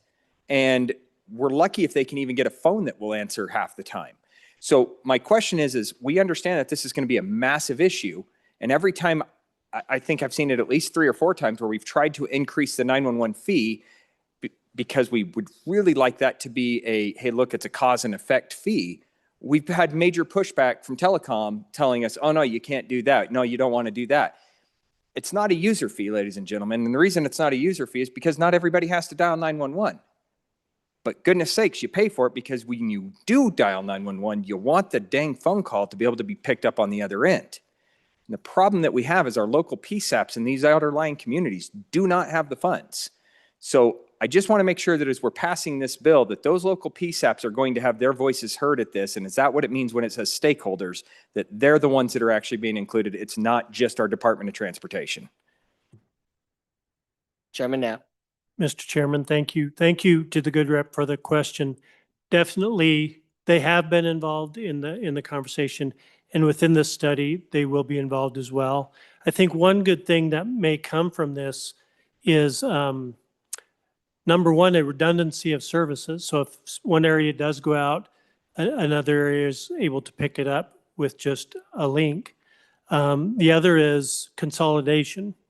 With all of the 911 services that we have across the state, there is an opportunity to consolidate with this as well. So that's another good thing. But yes, definitely the PSAPs will be involved in that conversation. Representative Connolly. Thank you. I am really supportive of this bill. I think the two things that it looks at is very well thought out. We need the study this next generation 911 has been out there for a number of years. A lot of our dispatch centers, PSAPs, whatever you want to call them, are using, I want to say, close to outdated equipment.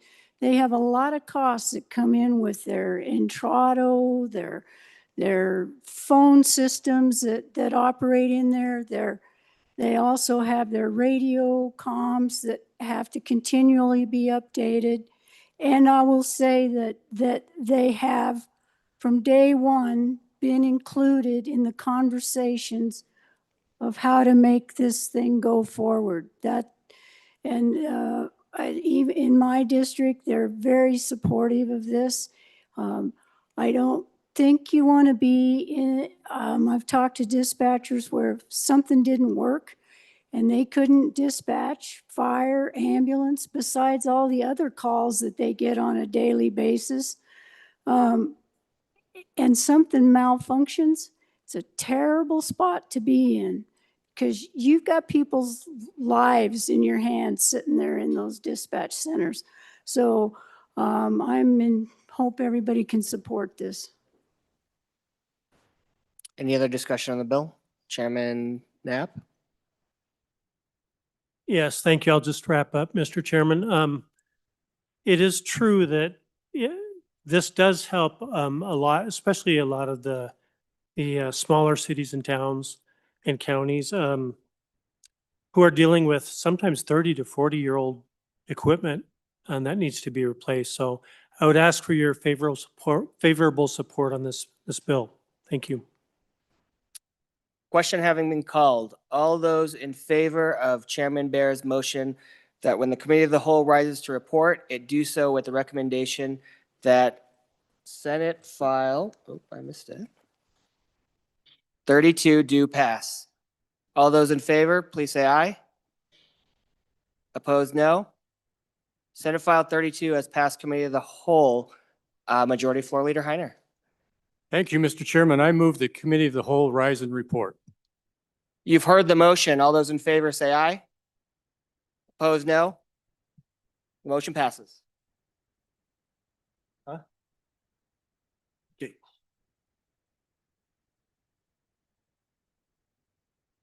All right, can I just go ahead and let you do a privilege? Representative Harshman, if you, this would be an opportune time to do your privilege. Okay, privilege. Thank you, Mr. Speaker. Members, I just want to introduce you to a former member in the South Gallery. I guess Representative Bratton was going to do that. We'll both do that. Representative Bruce Burns first served in this chamber from 1995 to 2002. And then as he got older, he qualified to go down to the other end of the building. And where they, no, I shouldn't say that. But then he, as he concluded his service here, he went on to the Wyoming Senate from 2003 to 2019. That's 24 years of service in the legislature, people of Sheridan County and the state of Wyoming. So welcome back to the House, Representative Burns.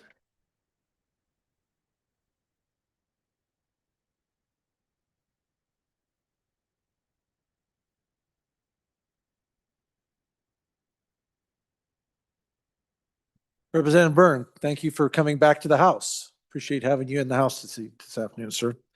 Okay.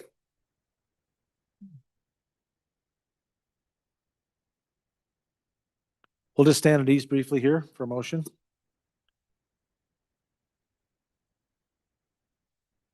Mr. Speaker. Representative Yen, please. I move the adoption of the committee of the whole report. You have heard the motion. All those in favor signify by saying aye. Those opposed, no.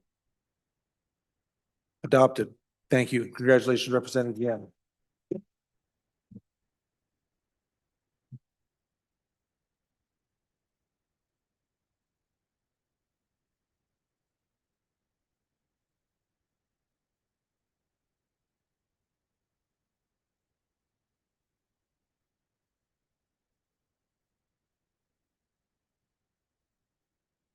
Representative Davis, please. Thank you, Mr. Chairman. Mr. Speaker, pursuant to House Rule 11-5 in the Mason Section 131360, 6171, 6876, and 6896, I move to divide the Committee of the Whole report to have a separate vote taken on the portion of the report relating to Senate File 43 and ask the body for a no vote on that proportion of the report. Okay. The motion appears to be in order. We will be voting first on the portion of the Committee of the Whole report relating to Senate File 43. As previously stated, Senate File 43 failed to pass a roll call vote in Committee of the Whole, and the report recommends that the bill be indefinitely postponed. The question is, should the recommendation of the Committee of the Whole on Senate File 43 be adopted? If you vote aye, you are voting to adopt the recommendation of the Committee of the Whole that Senate File 43 be indefinitely postponed. If you vote no, mind you, you are voting to reject the Committee of the Whole report on this bill, in which case Senate File 43 will again be placed on the general file pending further action by the House. The motion to adopt this portion of the Committee of the Whole report requires a majority vote of all those present and voting. The Chief Clerk will now please call the roll. Now, before we go any further, does anybody have any confusion on what you're voting on? Is there any misunderstanding about this? We're good? Mr. Okay. Speaker, Yes, Representative Harrelson. so just a clarification, a no vote would give us the opportunity to once again vote on this Senate file. That appears to be correct. If you vote yes, you agree with the Committee of the Whole report and that this 43 would be indefinitely postponed. If you vote no in the majority, the bill would be brought back out. We'd get another, it would be resurrected, brought back out. So, clear? Clear as mud? Clear as crystal? Clear as crystal. Okay. Assistant Chief Clerk, you take the roll whenever you're prepared and ready.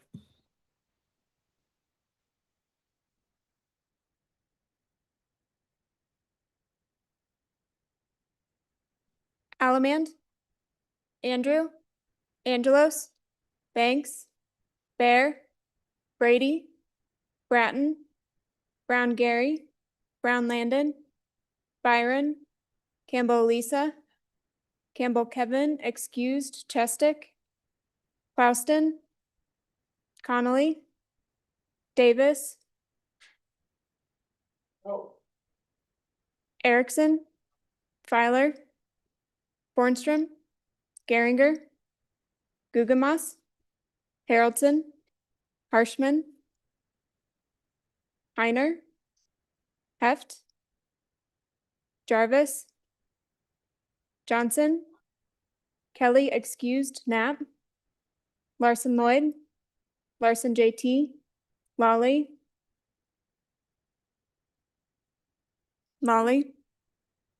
Lean, Locke, Lucas, McCann, Nicholas, Ottman, Pendergraft, Posey, Provenza, Riggins, Rodriguez Williams, Schmid, Sherwood, Singh, Smith, Storer, Strock,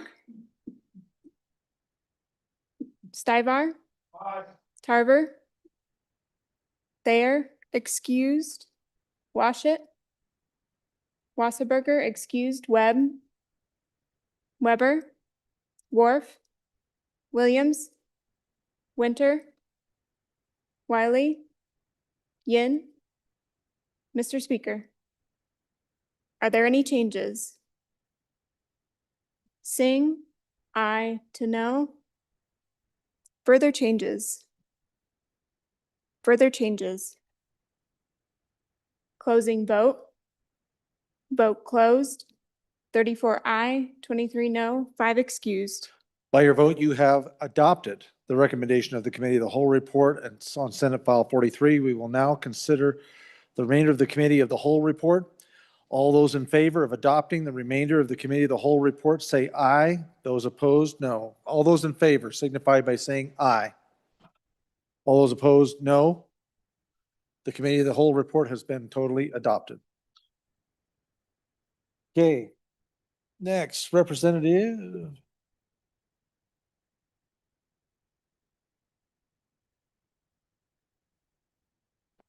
All right, we are at that order of business that pursuant to joint rule 14-1F1, Senate file number 1 is placed directly on third reading for the purpose of explanation of the Senate amendments. Mr. Appropriations Chair Bear, please. Thank you, Mr. Speaker. So we are getting ready to share with you Senate file. Here, wait a minute, we got to read it in. Reading clerk. Senate File 1, sponsored by Appropriations. General Government Appropriations. An act to make appropriations for the fiscal biennium commencing July 1st, 2026 and ending June 30th, 2028, providing definitions. Thank you, reading clerk. Chairman Bear. Thank you, Mr. Speaker. Sorry about jumping the gun there. We're just very excited to get into Senate File 1 and be moving forward with your budget. Again, body, good work getting us to this point. Appreciate all the debate, appreciate all your work getting us a House Bill 1 passed. So now we need to see what happened down in the other chamber while we were diligently doing our work. And the way we're going to do this, I had several questions about the difference between our position and their position. So I'm going to just give you a 30,000-foot level of that, because what we're doing today really won't give you that much of a, just a direct difference between the two positions. What it will do is just tell you what the other body did. And we'll be going page by page through this new report. This unfortunately is not available this year. It never has been before. We'll try to do this in the future for the public, so it is not available online, but please share this with your constituents if they ask questions. But we will be going line by line through this status report that gives you an idea of where the Senate is at.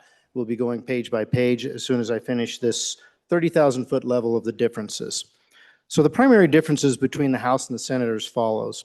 The main difference between the House and the Senate is that restoration of the entire governor's recommendation totaling $208.7 million in general funds, excluding $111 million of general funds for the employee compensation. The largest restorations include the Senate fully restored funding for the Wyoming Business Council, which adds up to $50.3 million in general funds. I'll just remind the body that the JAC original position had $2 million in there for funding the Business Council, and then we added an amendment for 9.8 for a total of 11.8 million. So the difference there is 11.8 in the House position and 50.3 in the Senate position. And then outside of the preschool external cost adjustment, the Senate also restored 28.6 million in general fund and 30 million in federal funds in the Department of Health, primarily for labor and delivery services, community choice waiver, and laboratory service operations. Outside of the 6 million general fund for athletics that we restored, and $20 million reduction to the block grant, the Senate restored $14.9 million to the University of Wyoming for a total difference of $34.9 million. The Senate restored the governor's recommendation of $13 million general funds in Wildlife and Natural Resource Trust by restoring $3 million for annual invasive grasses and wildfire prevention, as well as $10 million for wildfire recovery and prevention. The Senate also restored $8.4 million in general funds to the Department of Family Services, primarily for IT systems modernization, SNAP education, and Sunbucks program. The Senate restored the governor's recommendation of $8 million in general fund for the Wyoming Stable Token Commission. And so that is in addition to the $2.2 million that they reverted, so a total of about $10 million for that entity for the next 2 years. Outside of that one big amendment to restore all that, we had the following differences. The House authorized $100 million from the Strategic Investment Projects account, also known as SIPA, for highway projects. And the Senate appropriates $30 million from the Legislative Stabilization Reserve account to the Steamboat Legacy Scholarship Program. And that's for the 25-26 school year if certain conditions are met. The Senate appropriates $21.9 million to the School Foundation Program funds for the state share of the school district entitlement payments of the 26 House Bill 45 or Senate 39 as enacted. The Senate changes the loan provision in Section 312 into a grant position. And again, this is for rare earth processing. And it's now on the Senate side a grant, and it's a loan on the House side. So when it's a loan, there's no profiling of that money until somebody actually borrows the money. So that has been profiled on the Senate side because it's a grant, and it's not profiled on the House side because it's a loan. The Senate appropriates $5 million general fund to the Wyoming Community College for state aid. And I'll just remind the body that the Community College Commission made a request for $19 million to deal with pay raises and other expenditures. We did authorize about $1.7 million because of a reduction in their ADM. We covered that reduction in ADM, but we denied that any additional. The governor also denied that $19 million. So the Senate gave back another $5 million in that regard. And lastly, the House redistributes $105 million of 1% severance tax to the general fund from the Common School Permanent Land Fund. And so with that, we'll go ahead and begin covering the status sheet that you have page by page. And when the bringer finishes one page, we'll stop briefly and answer any questions you may have, and we'll go on to the next one. So with that, I'm going to have the Speaker Pro Tem explain how to read this sheet. One last thing. My portion is also to tell you about the TRP, because that's a global thing that happened. And you'll see this on your status sheet. It's all the blue highlighted lines. And so those blue highlighted lines are not going to be discussed as we present this. But if you recall, the original request enterprise-wide was $8 million for TRP, and your JAC recommended $4 million. So the Senate position was to go back to governor's rec, which is the full $8 million, and that's all those blue lines. And so just to save time, we'll skip over those during our explanation. There are a few in the, I believe it's the Department of Transportation that we didn't quite get the blue on there. So my good vice chairman will explain that when we get to that page.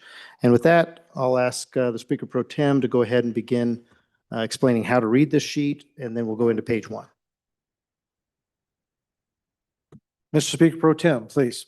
Thank you, Mr. Speaker. So, ladies and gentlemen, you're going to be looking at your large page here that's going to say Standing Committee Summary Sheet. You will see the highlighted blue on it. We've got Vanna White over here showing you what it is. So we're going to be talking a little bit about this. If you go all the way over on the left-hand side, you're going to see Senate amendments, Senate sponsor, mirror to House, related to House, House sponsor, agency number. So you're going to see in the top section, we're going to be looking at identical, meaning the House and the Senate ran the exact same amendment, both of them passed, and this is the conversation. You're going to find out who ran it and what that looks like. Now, if you go a little further down, you're going to see some yellow boxes there. There are some closely related amendments. They're not mirrors, but they are related in ways in amongst this large amendment that was passed by the Senate. The agency number obviously correlates with your budget summary report in your budget. You go the agency name, then the program. So it actually talks about what is being restored or pulled in their amendment. And then the box in the center, appropriations or transfers, very similar to what you guys are used to seeing, general funds, federal funds, or other funds. And then you can go through and you can kind of see what sources of those there are of the other funds. And then you can see FTEs or PTEs, so those employee lineup. The page number and line number as it correlates into your budget amendment. So any questions on how to read the page that you're looking at right now? Read the document. Okay, with that, I'm going to dive into the first page. So the first section we're going to look at is that top section, which is your identicals. And the first one that we are considering is agency number 10, we had a Crago and Williams identical amendments. And what this is this is to address the cost allocations for a number of small boards. And that would have been the Consumer Products Division, the Weed and Pest Control, the Wyoming Beef Council, Wyoming Wheat Markets, the Dry Bean Commission, the Leaf Cutter Bee. So a couple of years back, they started assessing the cost allocations to these committees. And so these boards had never had large amounts of cost allocations charged back to them. And all of a sudden, they saw massive amounts of percentage increase in their cost allocations. And so what this really translates out to is the services they're receiving from the state, they're then getting billed for. And they hadn't been getting billed for a long time. And so what happened was these boards are like, wait a second, our budgets just completely went haywire because of this. Now, there's two ways we can look at that. Obviously, I won't even go there because they already passed and we don't have to talk about that. But what this does under this added footnote number 4 is to specify that no funds for the program specified shall be expended for cost allocations. It takes them out of that cost allocation conversation. So those are identicals. The next one is also Agency 10, Department of Agriculture. We had a Landon Byron identical amendments, and that was $1 million game and fish funds upon approval for predator management. The next one in line would have been a Driscoll Sherwood to Agency 24, State Parks and Cultural Resources. This was to add in, if you guys remember, the spending authority for a position relating to if there were to ever be a situation where they found human remains and they needed to bring in a position to help with the archaeological side of that. This position was removed, but we were informed after JAC that this was a need because it sits there and it doesn't have really any, it wasn't a situation where that was filled until it came to a point that basically a triggering event where they found human remains with needs, so we put that back in. From there, we get out of related and we go into, or identical and we go into related. So the first one we're looking at is the Office of the Governor.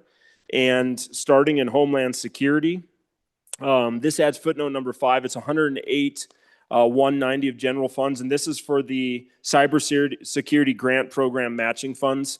So this would have been into that software program that was there for software maintenance program in Homeland Security.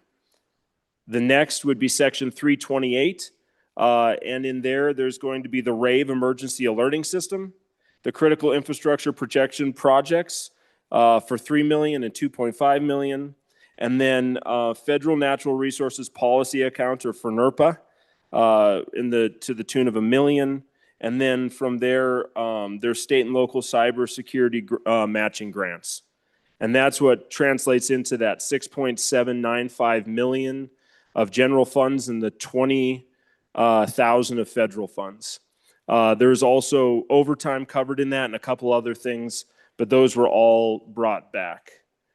The next department would be Department number 2, the Secretary of State's department. In the Secretary of State's, we get to see one of the business division positions restored. If you remember, there were 2, one was taken out, or there were 3, one was taken out. We had 2, they put that one back in and restored that. As well as the TRP for it. Moving from there, we go to the state auditor. The state auditor, there was $2,075,442 of general funds to be paid to Game and Fish, and that was in regards to the licensed revenue recruitment. Moving out of the state auditor into agency number 4, state treasurer, we get to see a restoration of $4,882 to general funds, $353,658 of special revenue. And as we look at the that position, basically that return, it's actually for investment manager due diligence. Whenever they are doing projects, they have this account to be able to go out and seek professional counsel, basically do their due diligence, looking at if this is the direction that they want to go, and this was the funding for it that was restored. as well as some TRP. Okay, moving on from there, out of the state treasurer, we're going to do agency number 6, administration and information. We get to see a couple of deleted footnotes. So we deleted footnote number 1, which was for $5,209,000. This was the 1-year replacement of vehicles, removing that because that was a footnote we put in going back to the 2 years, as well as deleting footnote number 2, which was for $512,233 of general funds. And this would have been that compensation, that half compensation for the trades positions that we had put in. And then the third one in the general service section would have been the add a footnote for $18,262 of general funds one time for stormwater fees in Cheyenne. So that restored that funding and that conversation.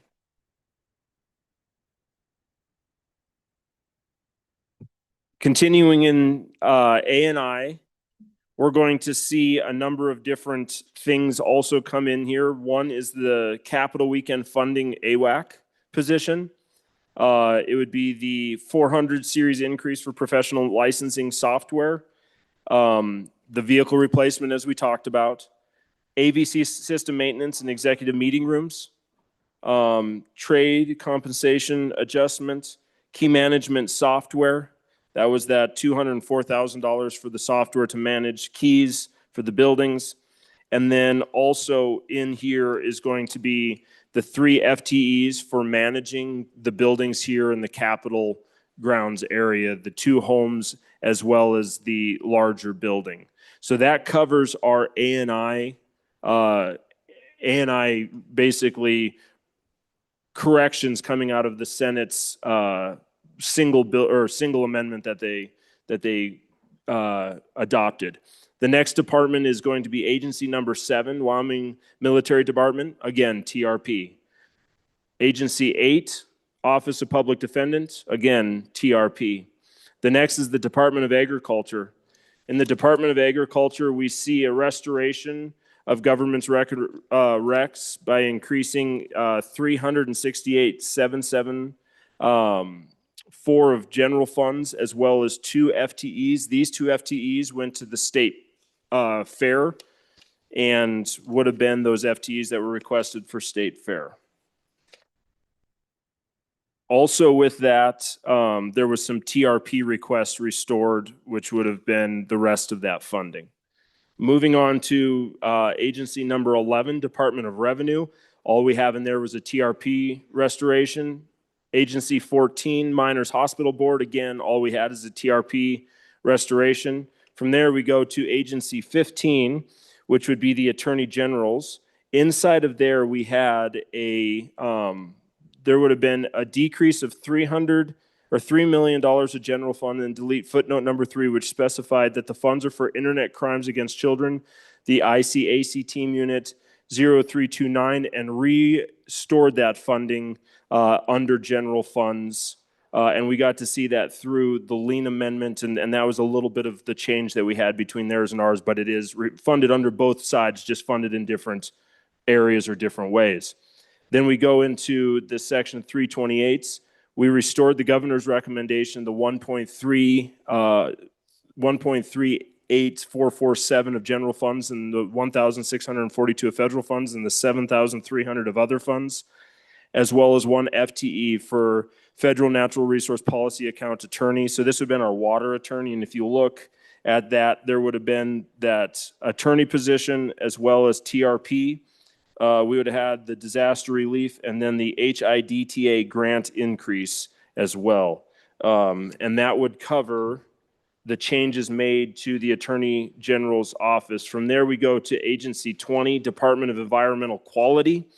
This would have been a restoration of the governor's rec by increasing that $1,277,083 of general funds and then the 500 of special revenues. The Geringer Amendment aligned with this, and we saw that restored in ours as well as theirs. And also with that, we had inside of the Department of Environmental Quality, we saw that AQD NRS modeling and permitting support That was that 500,000. We also saw solid and hazardous waste division split reallocations for the 1.1 million. And that would cover the Department of Environmental Quality. From there, we're going to Agency 21, Department of Audit. The Department of Audit had the 3 banker positions restored that we all had conversations in regards to. On top of the 3 bankers positions, we also saw, one second, let me get to where I'm supposed to be at on that.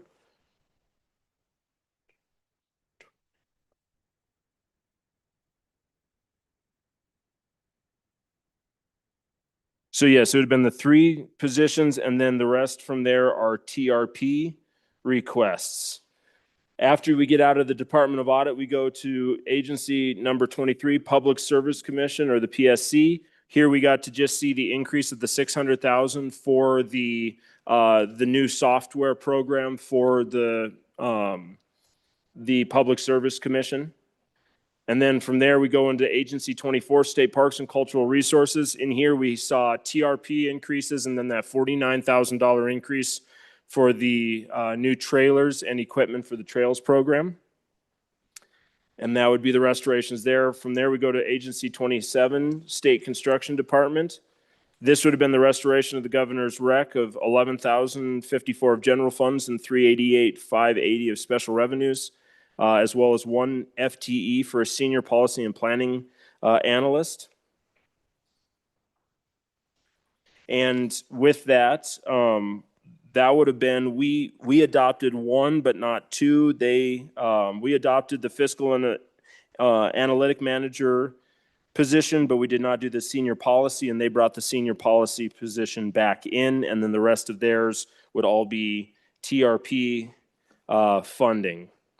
From there, we go to the next one would be the state engineer. The state engineer would have been this change here that we see, the Larson Amendment took this funding from a Water One fund, which was what would have been in the governor's rec. So the governor's rec returned it back to a Water One funding. The Larson Amendment turned it back into general funds funding so that we have more money in our Water One account for projects.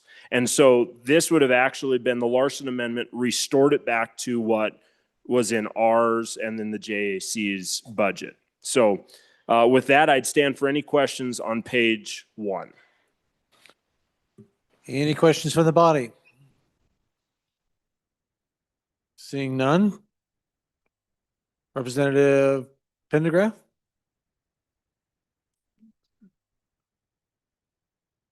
Good Chairman, is that where you're headed here? Representative Pendergraft, please proceed. Thank you, Mr. Speaker. I'm dropping stuff everywhere.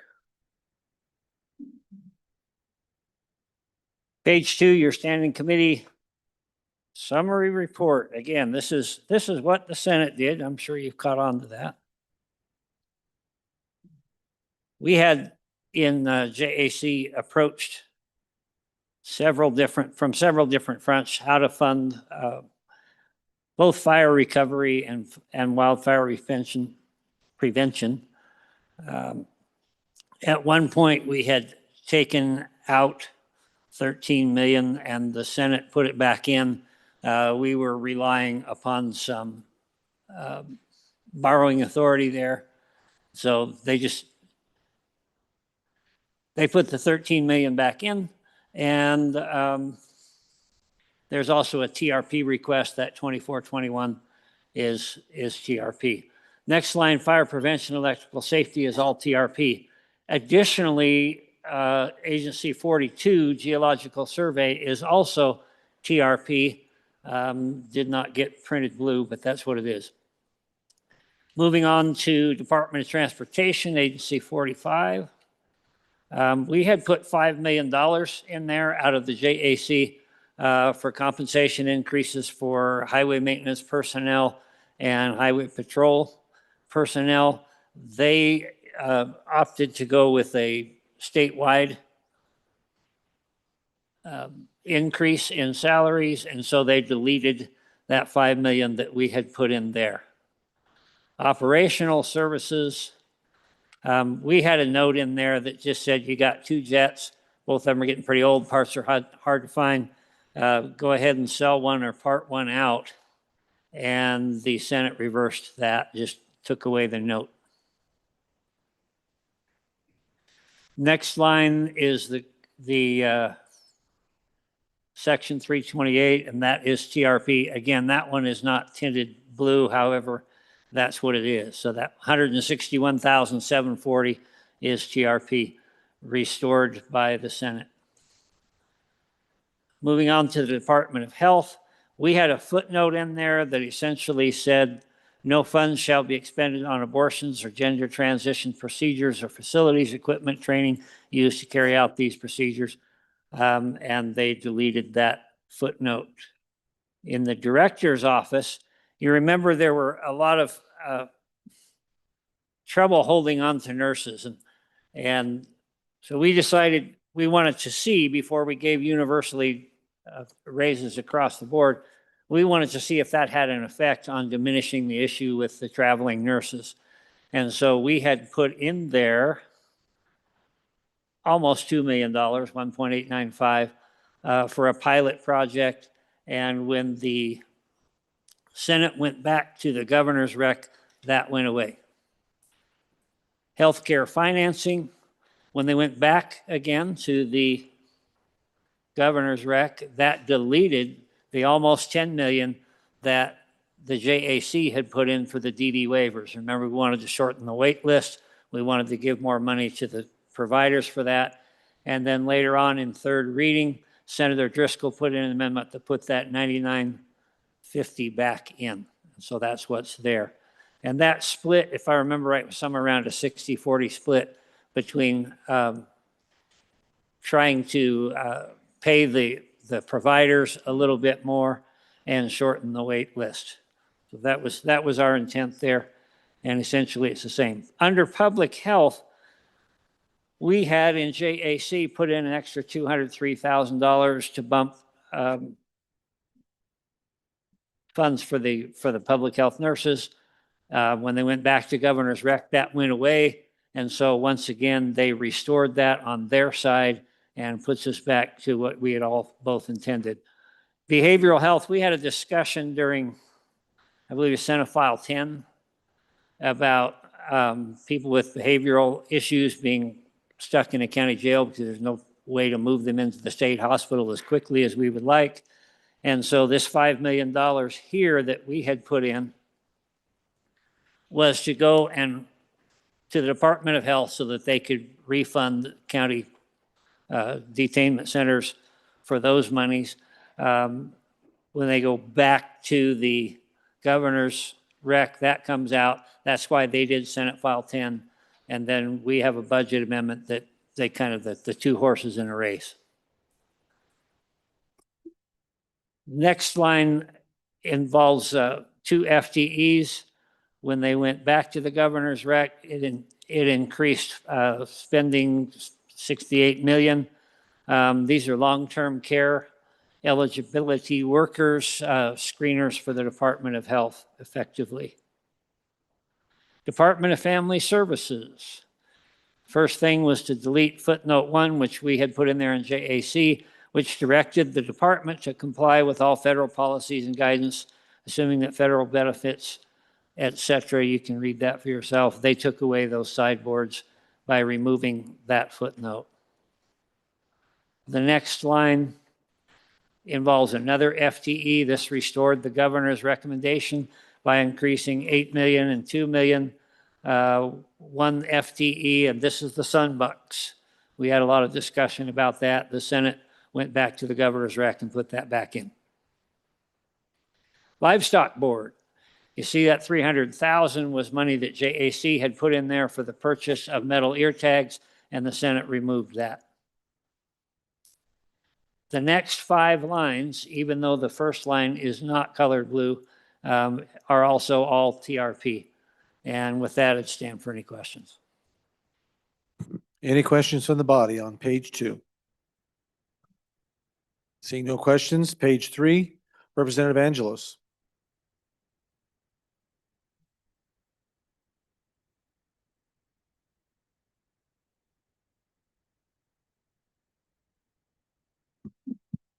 Thank you, Mr. Speaker. Okay, we're going to go to page 3, and we're going to start with the agency number 57, which is the Community College Commission. And in this, you're going to see that when they adopted the Gov's Rec, when the Senate adopted that it deleted a bunch of the funding. It decreased the 1.5. You can see that all scratched out. However, the difference is they restored and almost took the exact same position as the House. So they increased 1.5,368,000 in general funds for enrollment adjustment funding. If you remember, that was the decrease in enrollment. We also did that. They also adopted an increase of $750,450 in general fund and added footnote number 6, specifying that the funds are for a competitive grant program for dual enrollment education. Then they increased $7.5 million in general funds. That was for the CTE, and added footnote number 6, specifying the funds are for career and technical education programs, degrees. So they took the same position that we did. The difference there is they also funded the $3 million for the ongoing operating expenses for Wyoming Public Television. And they also adopted the governor's rec of $3.6 million one time for the towers and equipment modernization. So you'll see the difference there in the $6.6 million. That also included a little bit of TRP. Next, on Agency 60, Office of State Land and Investment, they decreased $390,000 in general funds and deleted footnote number 4, which specified that the funds were for firefighter paid leave and hazard pay. This showed up in our bill that passed from this House on HB 36. And they adopted the Gov's Rec for 2 modules, and you'll see that they amended footnote number 2 to add 1 additional wildland fire module. And it will be reduced dollar for dollar by any appropriation in the 2020, I think that's wrong, the Senate File 36 if enacted. Funding for the additional wildland fire module in Section 328 and the positions, they adopted the same position we did. The funding, just theirs is in the budget bill, ours was in HB 36, if that makes sense. They also restored the governor's recommendation. This is where you're going to see that second fire module, but it also included 1 full-time employee for public information officer. Remember, we kind of debated that on the floor. Moving to Wyoming Tourism Board is just TRP. And then we're going to head down to Agency 67, which is the University of Wyoming. And this restored all of the Gov's Recs. It deleted footnote number 1, which specified that the university shall not expend any funds for elective abortions for students or group health insurance that provides coverage for elective abortions. They deleted footnote number 2, which specified that the university shall not use funds for Wyoming public media. So they restored funding for the public media. They deleted number 3, which was the $40 million cut to the block grant of general funds. They decreased, it's footnote number 4, for $100,000 in general funds for the external financial and administration audit for the operational review of the Center of Innovation for Flow through Porous Media and the High Bay. So that's the $100,000 decrease on our side that you see in red. And they deleted footnote number 5, which specified that the university may offer optional training for the new and existing facility and staff and mandatory orientation for entering students on the history, purpose, and mission of federal land grant university system. And they deleted footnote number 6, which specifies that $6 million in general funds is for equipment and construction expenditures related to career and technical education, CTE facilities, the equipment training for CTE teachers. The funds also must be used to explore cost and benefits of locating the CTE facility. They were supposed to look for both on campus or off campus, whichever would be least expensive. That was our footnote. Now, what is similar is we adopted the $6 million for athletics with the Lawley amendment. We both had that position. And then the Bear amendment, which was third reading, 120A, was we decreased the block grant by 20 million instead of 40 million. So the position there, the difference is 60,933,867. This also restored footnote number 12. They restored the governor's recommendation that 12,500,000 general funds is for the matching funds received by the university. And of that appropriation, 10 million is contingent upon a match for permanent endowment. And then the remaining 2.5 million is conditional upon a match for purpose of expenditures for the College of Agriculture, which is the governor's agricultural initiative. Moving on. Enhanced Oil Recovery Commission, you'll see they restored the position, one full-time position for the office support. We debated that pretty heavily. That's for $152,802. On Agency 72, the retirement system, the Senate restored the governor's recommendation by increasing $734,823 in retirement funds in Section 328 and restored one full-time employee for an investment analysis. That funding included, it was a reclassification, one full-time employee, and it was also the software was all included in that amount. Agency 80 is TRP. Agency 85 is the Wyoming Business Council. And the Senate deleted our footnote number 1, which specified that $2 million in general funds is to be administered by the state budget department. That was for the 2 positions that we were giving to them. They also restored the Gov's recommendation by increasing $50,324,175 in general funds, $315,513 in federal funds, and $1,983,484 in their own revenue in Section 328. The difference was the Geringer amendment, which restored 9.8 million for 1 year in funding. The Senate restored all of their funding.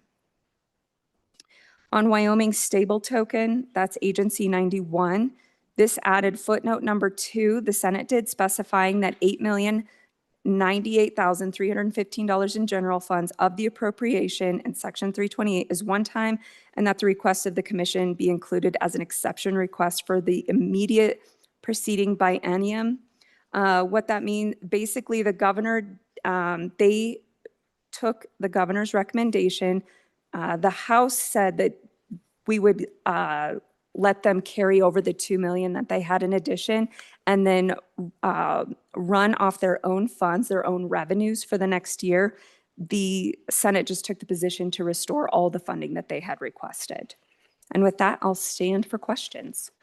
Questions on page 3? Seeing no questions, page 4, Representative Alaman. Please proceed. Thank you, Mr. Speaker. On page 4 of your standing committee summary sheet, we will go to Agency 096, the State Budget Department. And the only thing that happened there was the Senate decreased 2 FTE positions from the Grants Management Office to manage outstanding obligations, grants, loans, administrative expenses to the Wyoming Business Council. Also, the next line is a TRP, and then we go down to 098, the Office of Guardian ad litem, and we see there that there is a decrease of footnote number 1, which specified that the counties for the calculated share of the cost of physical services provided by the Department of Administration and Information. Then our next line is a TRP, And then we go to 101, which is the Supreme Court. And what this is a restoration of the courts recommended by increasing 1,022,481 and decreasing 2,280,481, and that is for court automation. And then we go down to 102, Board of Law Examiners, Section 328. And what we see there is the Senate restores the court's recommendation by increasing 23,000 SR in Section 328. And then we go on down to 103. And this is nothing more than, we had a lady in that office that has been there for quite a while, and she's retiring, and she needed $500 for Word Perfect, and the Senate restored it for her. Then the next three lines are all RTPs or TRPs, and then we go to Agency 160, county and prosecuting attorneys. And there we see an increase of $3 million general fund and restores footnote number 1 for compensation of county and prosecuting attorneys. And then we go down to 206 agency, to Department of Education. And under school support, the Senate increases, they decreased 300,000 from footnote number 2, which specified that the funds are for state farm to school grants to increase local food procurement. Well, they took it away and then they gave it back. There's an increase of 300,000 general funds and restores footnote number 2 for state farm to school grants. Then our next line is another TRP. And then we have Agency 220, Environmental Quality Council. And that's a restoration of 36,135, which is administration and TRP. And the Office of Administrative Hearings, Agency 270, restoring the government's recommendation by 11,799. Once again, it is administration and TRP. And then we go down to Agency 016, which is the Board of Barbers.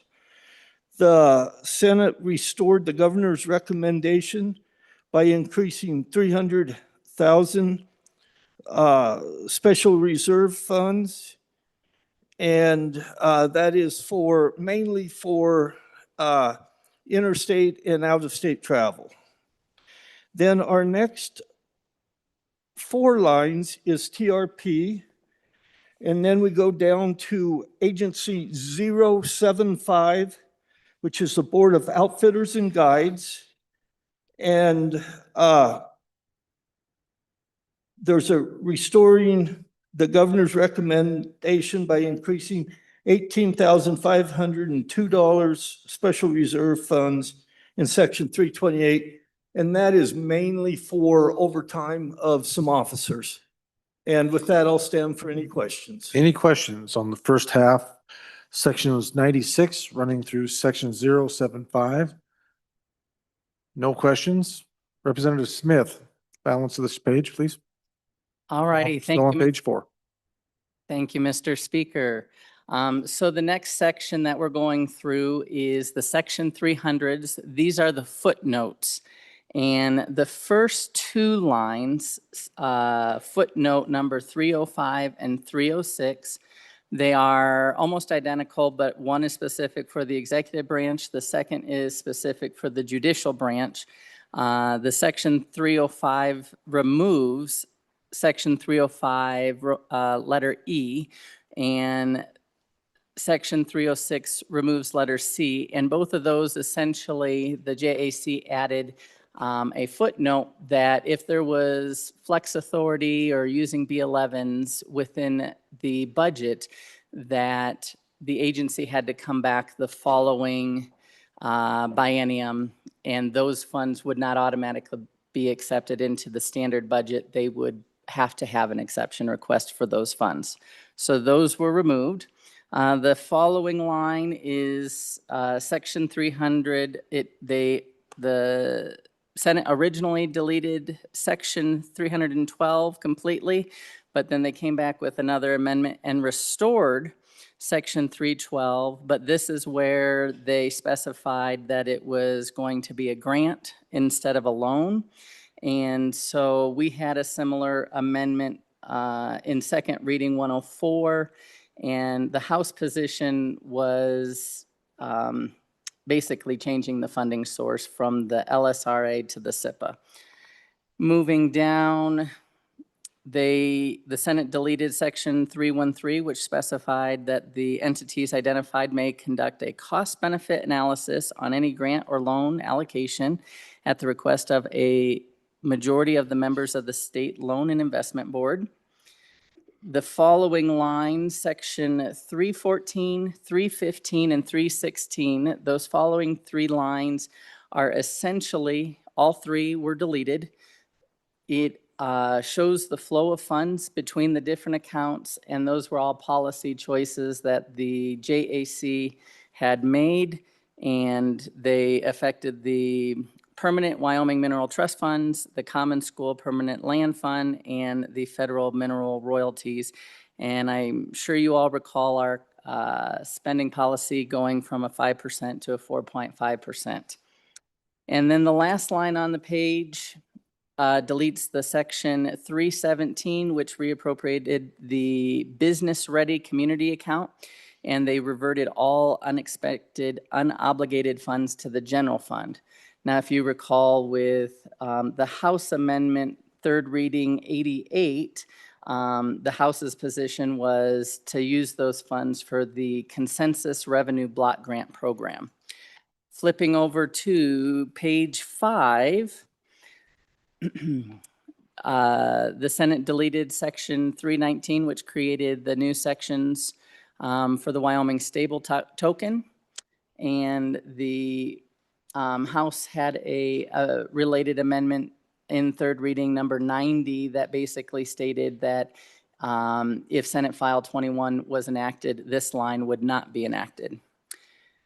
The following line, Section 325, deleted Section 325, which specified the legislative intent to reduce any funds in this act for any agency or entity expending funds or acting outside the legal authority as provided by the Wyoming statute, constitution, or session laws.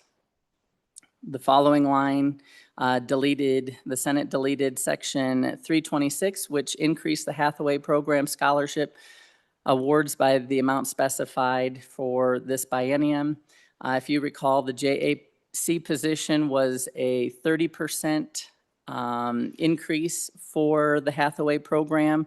But if you look at the House Amendment, third reading number 93, that actually changed the current House's position at a 60.7% for 2 years. The next few lines, don't want to skip. One of the big ones that our Chairman Bear discussed in the very beginning was that $111 million for the employee compensation. The reason it is similar, not exact, is the Senate went back to the the governor's recommendation to fund it out of general funds. We had an amendment to pay for this out of essentially the severance taxes.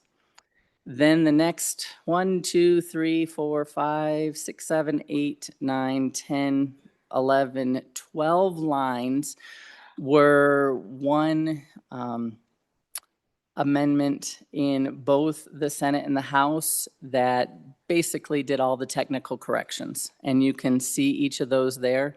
There are only 3 technical corrections that were not on the Senate side that the House had and vice versa, but a majority of them were completely identical. The following line will go to agency number 60, the State Lands and Investments under Forestry Division. The Senate's position was to increase the $1.2 million of general funds and added footnote number 7 for constructing the Cottonwood Canyon Trail systems in the Bureau of Land Management. And the House denied that specific amendment, but if you recall, there was an amendment, third reading number 122, that the House's position that we voted on was $400,000 matching funds, and it opened up to the entire state. The next 2 lines were budget balancers. Then Section 320, the Business Relocation Initiative, this amended Section 320 to specify the purpose of the section is for projects to promote tourism and to preserve Wyoming cowboy heritage and Western history. And it says nearly identical. The only difference was the House position. We put more sidebars for specific qualifications. Then section footnote number 328 under the state parks concessionaries. This increased the $500,000 special revenues added to section 328, which reappropriated up to $3 million of special revenue from the 2021 session laws. And so this subsection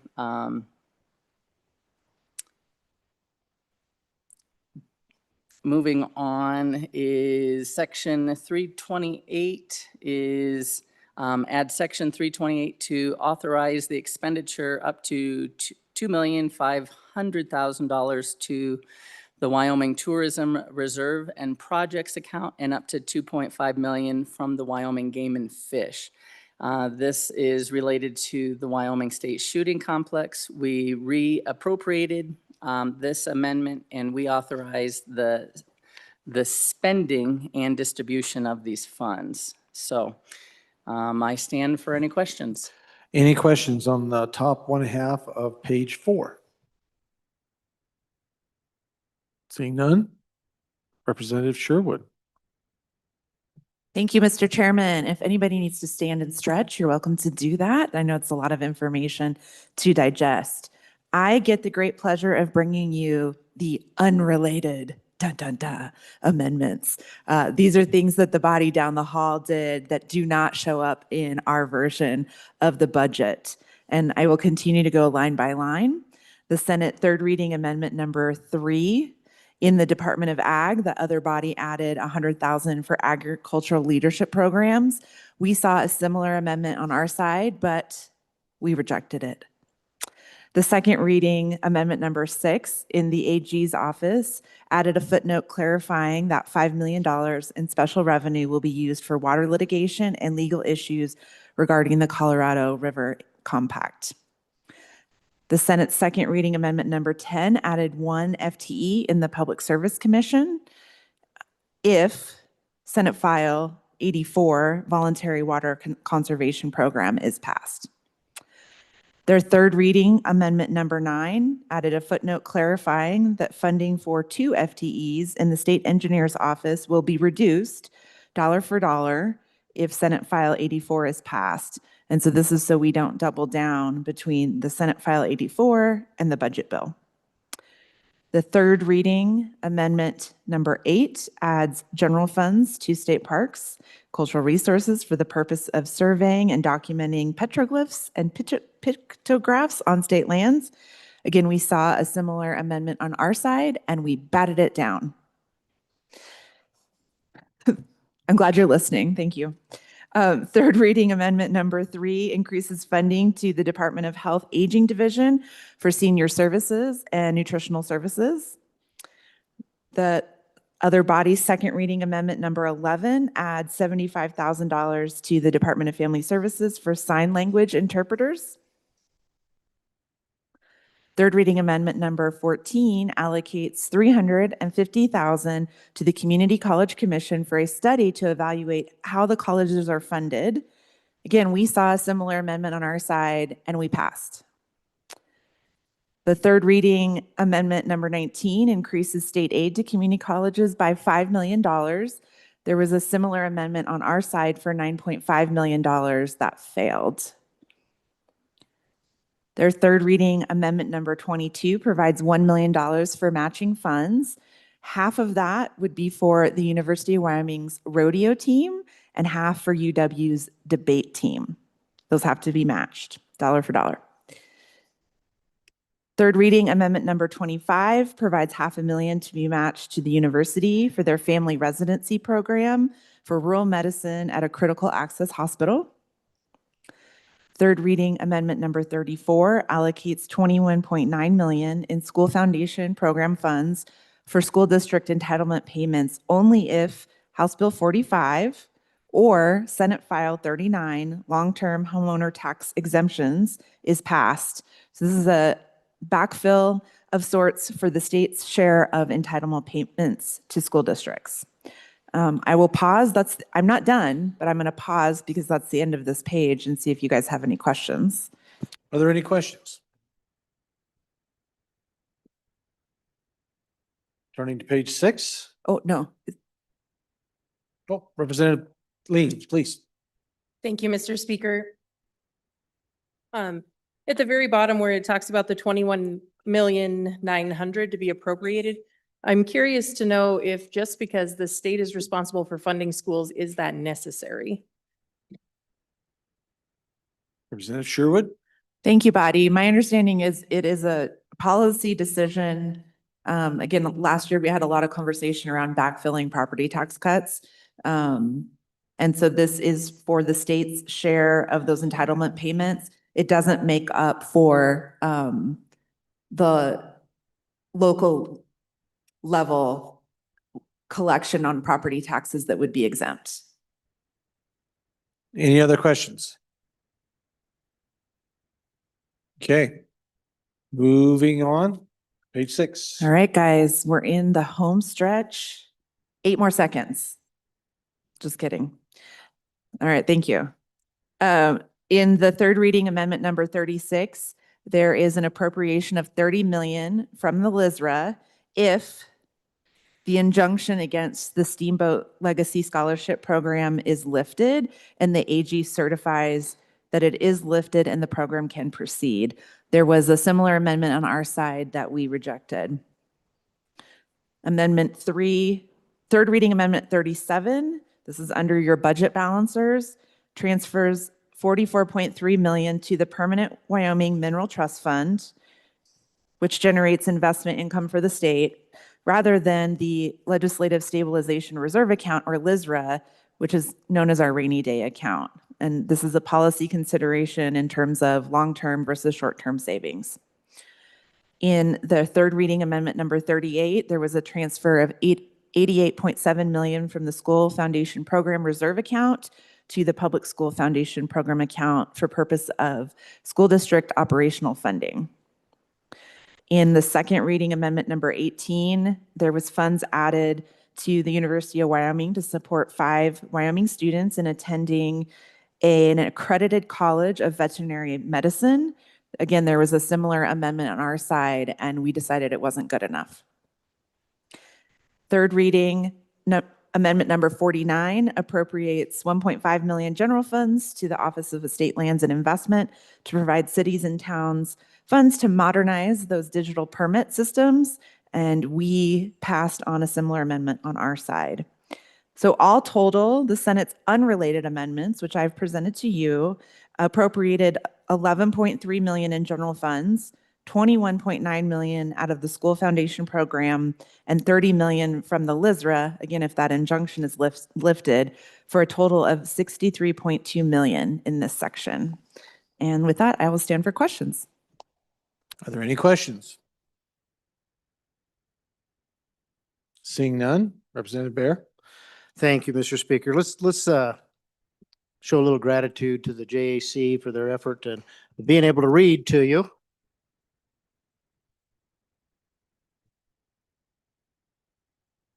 Thank you, body. We've been working for a long time at this, and we still have a bit more to go, especially as we go into the Joint Conference Committee. But right now, I'd like to take a moment and ask you to pull out this sheet right here. You all should have gotten a copy of this. This is that, I had told you I wanted to give you the concrete numbers earlier when we finished up our third reading. And this is they. So first at the top in pink, those are the top level numbers of where we were when we started. So that's your JAC. If you look under the total column in the pink, your JAC budget was $480,800,000 below the governor's recommendation. Now, if you move down to the green in the center, you'll see we ended after third reading at $171,400,000 below the governor's recommendation. And then lastly, if you go down to the blue, you can see the Senate position is 1.4 million below the governor's recommendation. And then over in the yellow, you can see the difference between the House and the Senate, which we just covered. At the bottom there, you can see out of the amendments, we had 247 numbered, 37 were adopted on both sides, 72 were numbered in the Senate. 3 of those were identical. We just started with that in that report we just gave you. 17 were related and 17 were unrelated. And with that, I just want to take one more moment and share with you the long-term forecast. And remember, this is why your JAC, many of us have been wearing red blazers, is our concern about where we're headed. And we have not completed a long-term forecast in perfect detail yet. We're still working on it. It'll probably be next week before we can provide that to you. But just in some rough numbers, I want you to know where we're at with the status quo. So we have a recalibration bill that will be coming over to us now from the Senate. And that bill is about $15 million per year above the evidence-based model that we got from our consultants. So when I created these forecasts, I created 2, one for the Senate position and one for the House position. And really, what I was talking about before, earlier in the session, was where are we going to be in 42 months? We'll probably be okay in the next biennium, but where are we going to be for the following one? And we are a little bit worse off now with the spending that we've gotten to so far. So I'll just tell you right now from the House position, next biennium for the 69th, the status quo would have the general fund be $45,300,000 in the hole at the end of that biennium. The school foundation program would be $440 million in the hole at the end of that biennium. We do have a pretty strong LSRA in the House position, and our reserve accounts will have been growing at that point. The Senate position, fairly similar, a little bit better off in the school foundation. They're only $400 million in the hole, but their LSRA is at $810 million, so they're about $150 million less in the LSRA. So pretty close between the 2 positions.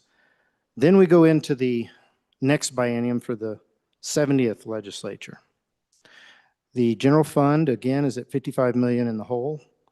Now, with the status quo position, this is the recalibration as it sits today, and 4% ECAs each year after that, $1,057 million in the hole in the school foundation. And on top of that, this is the House position, the LSRA would be $70 million in the hole, meaning no backstop for the school foundation for the following biennium. The Senate position's a little worse off than that, especially on the LSRA side. Their position is about $250 million in the hole on the LSRA. So what are the things that could fix this? This contemplates about a 3% return on investment. The good coach was up here with What number? Right. So we could be better off than those numbers based on our return on investment. We could have some capital gains. We're not really anticipating big returns like we've had the last 2 years, but we could.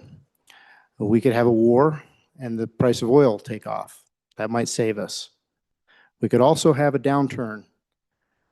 There is anticipated an increase in gas, the revenue we get from natural gas, both based on future weather and, we have data centers and things like that coming. So there is opportunity for it not to be this drastic. But what I want you to understand is that if this continues, the next legislature is going to have a lot of work ahead of them.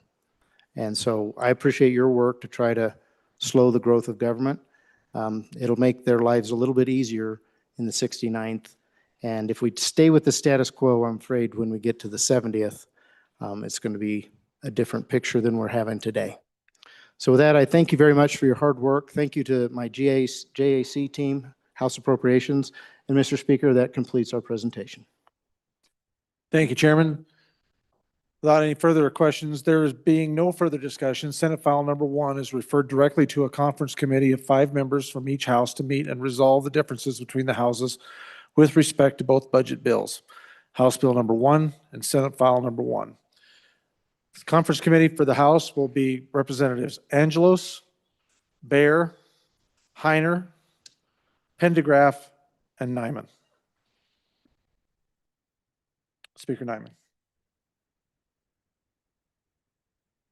Those will be your joint conferees. So I trust that will work, and we will diligently work to defend the House position and to work with the Senate to find a spot where we can all hopefully come together and pass the budget. So.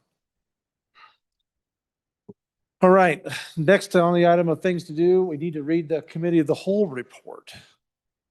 Mr. Speaker, privilege of the floor. Oh, yes, Representative Harshman, please. Thank you, Mr. Speaker. I appreciate the good work of the Appropriations Committee and their presentation today was really well done. And I just, Mr. Speaker, we used to always do just 4-year projections, and it started about 4, 5, 6 years ago. We started these 6-year projections. And I'd encourage the body to be careful. I'm not a fan of the 6-year projection because we only forecast dividends and interest, which is 2.14%. And then our reserve account starts running dry by years 5 and 6. So it always shows a deficit. So be careful of that. And Mr. Speaker, I would just say this 170 million difference is probably as close as we've been in years.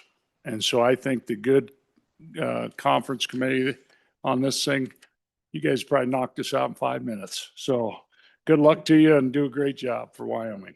Your lips to God's ears, Representative. So.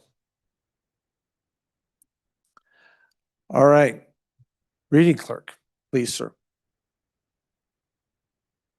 Mr. Speaker, your Committee of the Whole, having had under consideration bills on general file, begs leave to report as follows. Senate File 45 do pass. Senate File 52 do pass. Senate File 6 do pass. Senate File 9 do pass. Senate File 10 do pass amended. Senate File 41 do pass amended. Senate File 53 do pass. Senate Joint Resolution 1 do pass amended. Senate File 79 do pass. Senate File 80 do pass. Senate File 17 do pass. Senate File 43 failed to pass Committee of the Whole and was indefinitely postponed. Senate File 68 do pass. Senate File 32 do pass. Representative Yin, Chairman.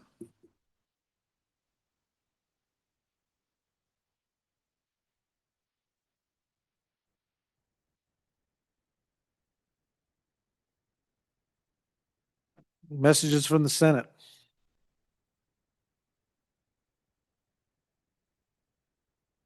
Message 179. Mr. Speaker, the bill listed below passed the Senate on third reading in an amended form by the vote indicated.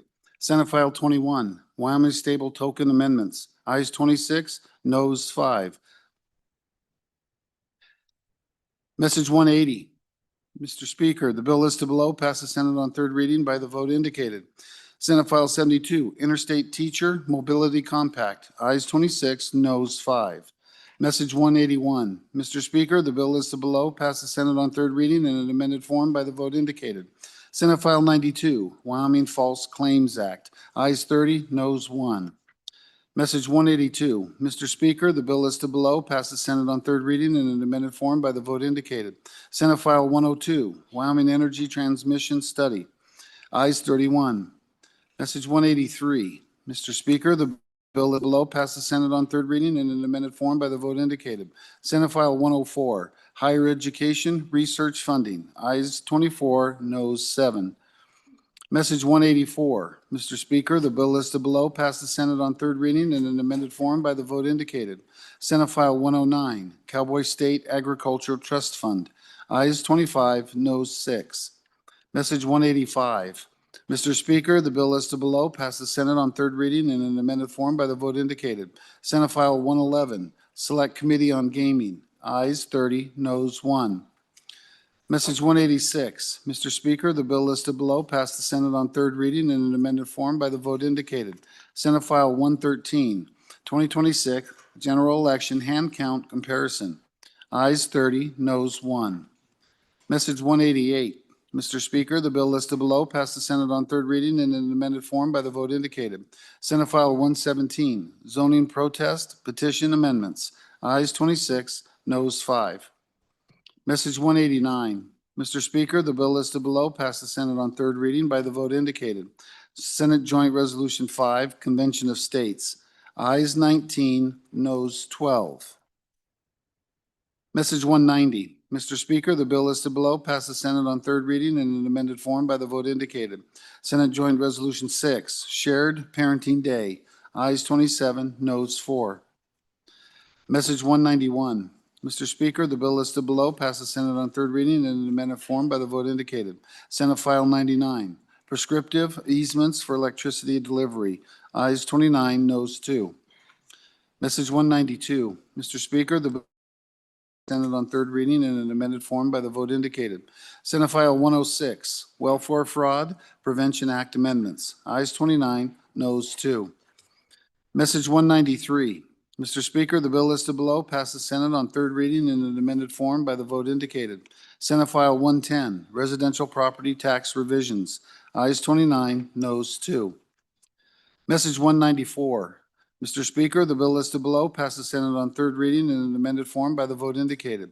Senate File 121, Wyoming Pharmacy Act Amendments. Ayes 27, noes 4. Message 195.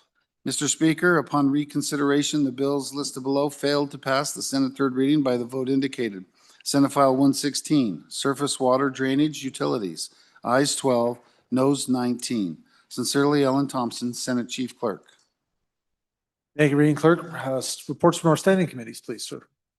Senate File 27, sponsored by Senator Landon. Leashed dogs for tracking black bear, an act relating to game and fish. Mr. Speaker, your committee number 6, Travel, Recreation, Wildlife, and Cultural Resources, to whom is referred Senate File 27, leashed dogs for tracking black bear, respectfully report same back to the House with the recommendation that do pass. Ayes. Representatives Byron, Campbell, Connolly, Harshman, Jarvis, Provenza, Storer, Thayer, Wharf. Representative Byron, Chairman. Senate File 124, sponsored by Senator Driscoll. Economic Development Rodeo Museum, an act relating to tourism. Mr. Speaker, your committee number 6, Travel, Recreation, Wildlife, Cultural Resources, to whom is referred Senate File 124 engrossed, Economic Development Rodeo Museum, respectfully report same back to the House with the recommendation that it do pass. Ayes. Representatives Byron, Campbell, Connolly, Harshman, Jarvis, Provenza, Storer, Thayer, Wharf. Representative Byron, Chairman.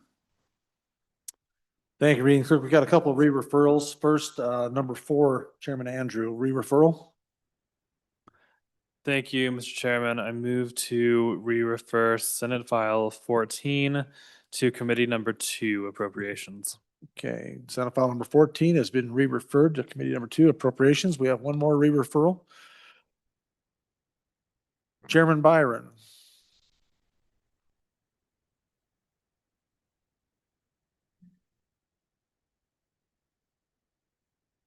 You can have that. Thank you, Mr. Speaker. I move to referral Senate File 124 to Committee number 2. Okay, thank you, Chairman.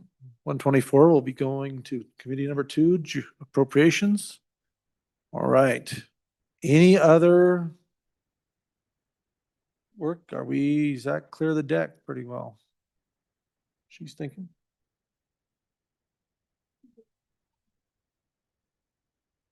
One moment.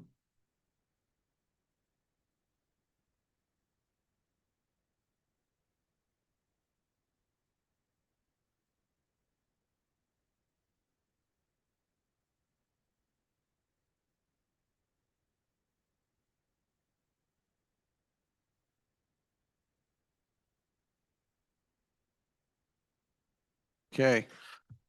Committee announcements. Representative Knapp, Chairman Knapp, number 7 corporations. Mr. Speaker, thank you. Your number 7 corporations will meet Wednesday, February 25th upon noon recess in Capitol Extension Room E005. The bills to consider is one bill, Senate File 105 engrossed, real estate brokers, duties and disclosure amendments. Thank you, Chairman. Chairman Andrew, number 4, education. Thank you, Mr. Speaker. Your committee number 4, education, will meet Wednesday, February 25th upon noon recess in Capitol Extension Room 3 to hear 3 bills. Senate File 90, school facilities use fees. Senate File 59, K through 12 language and literacy program. And Senate File 35, as time permits, school district cell phone and smartwatch policies. Thank you. Thank you, Chairman.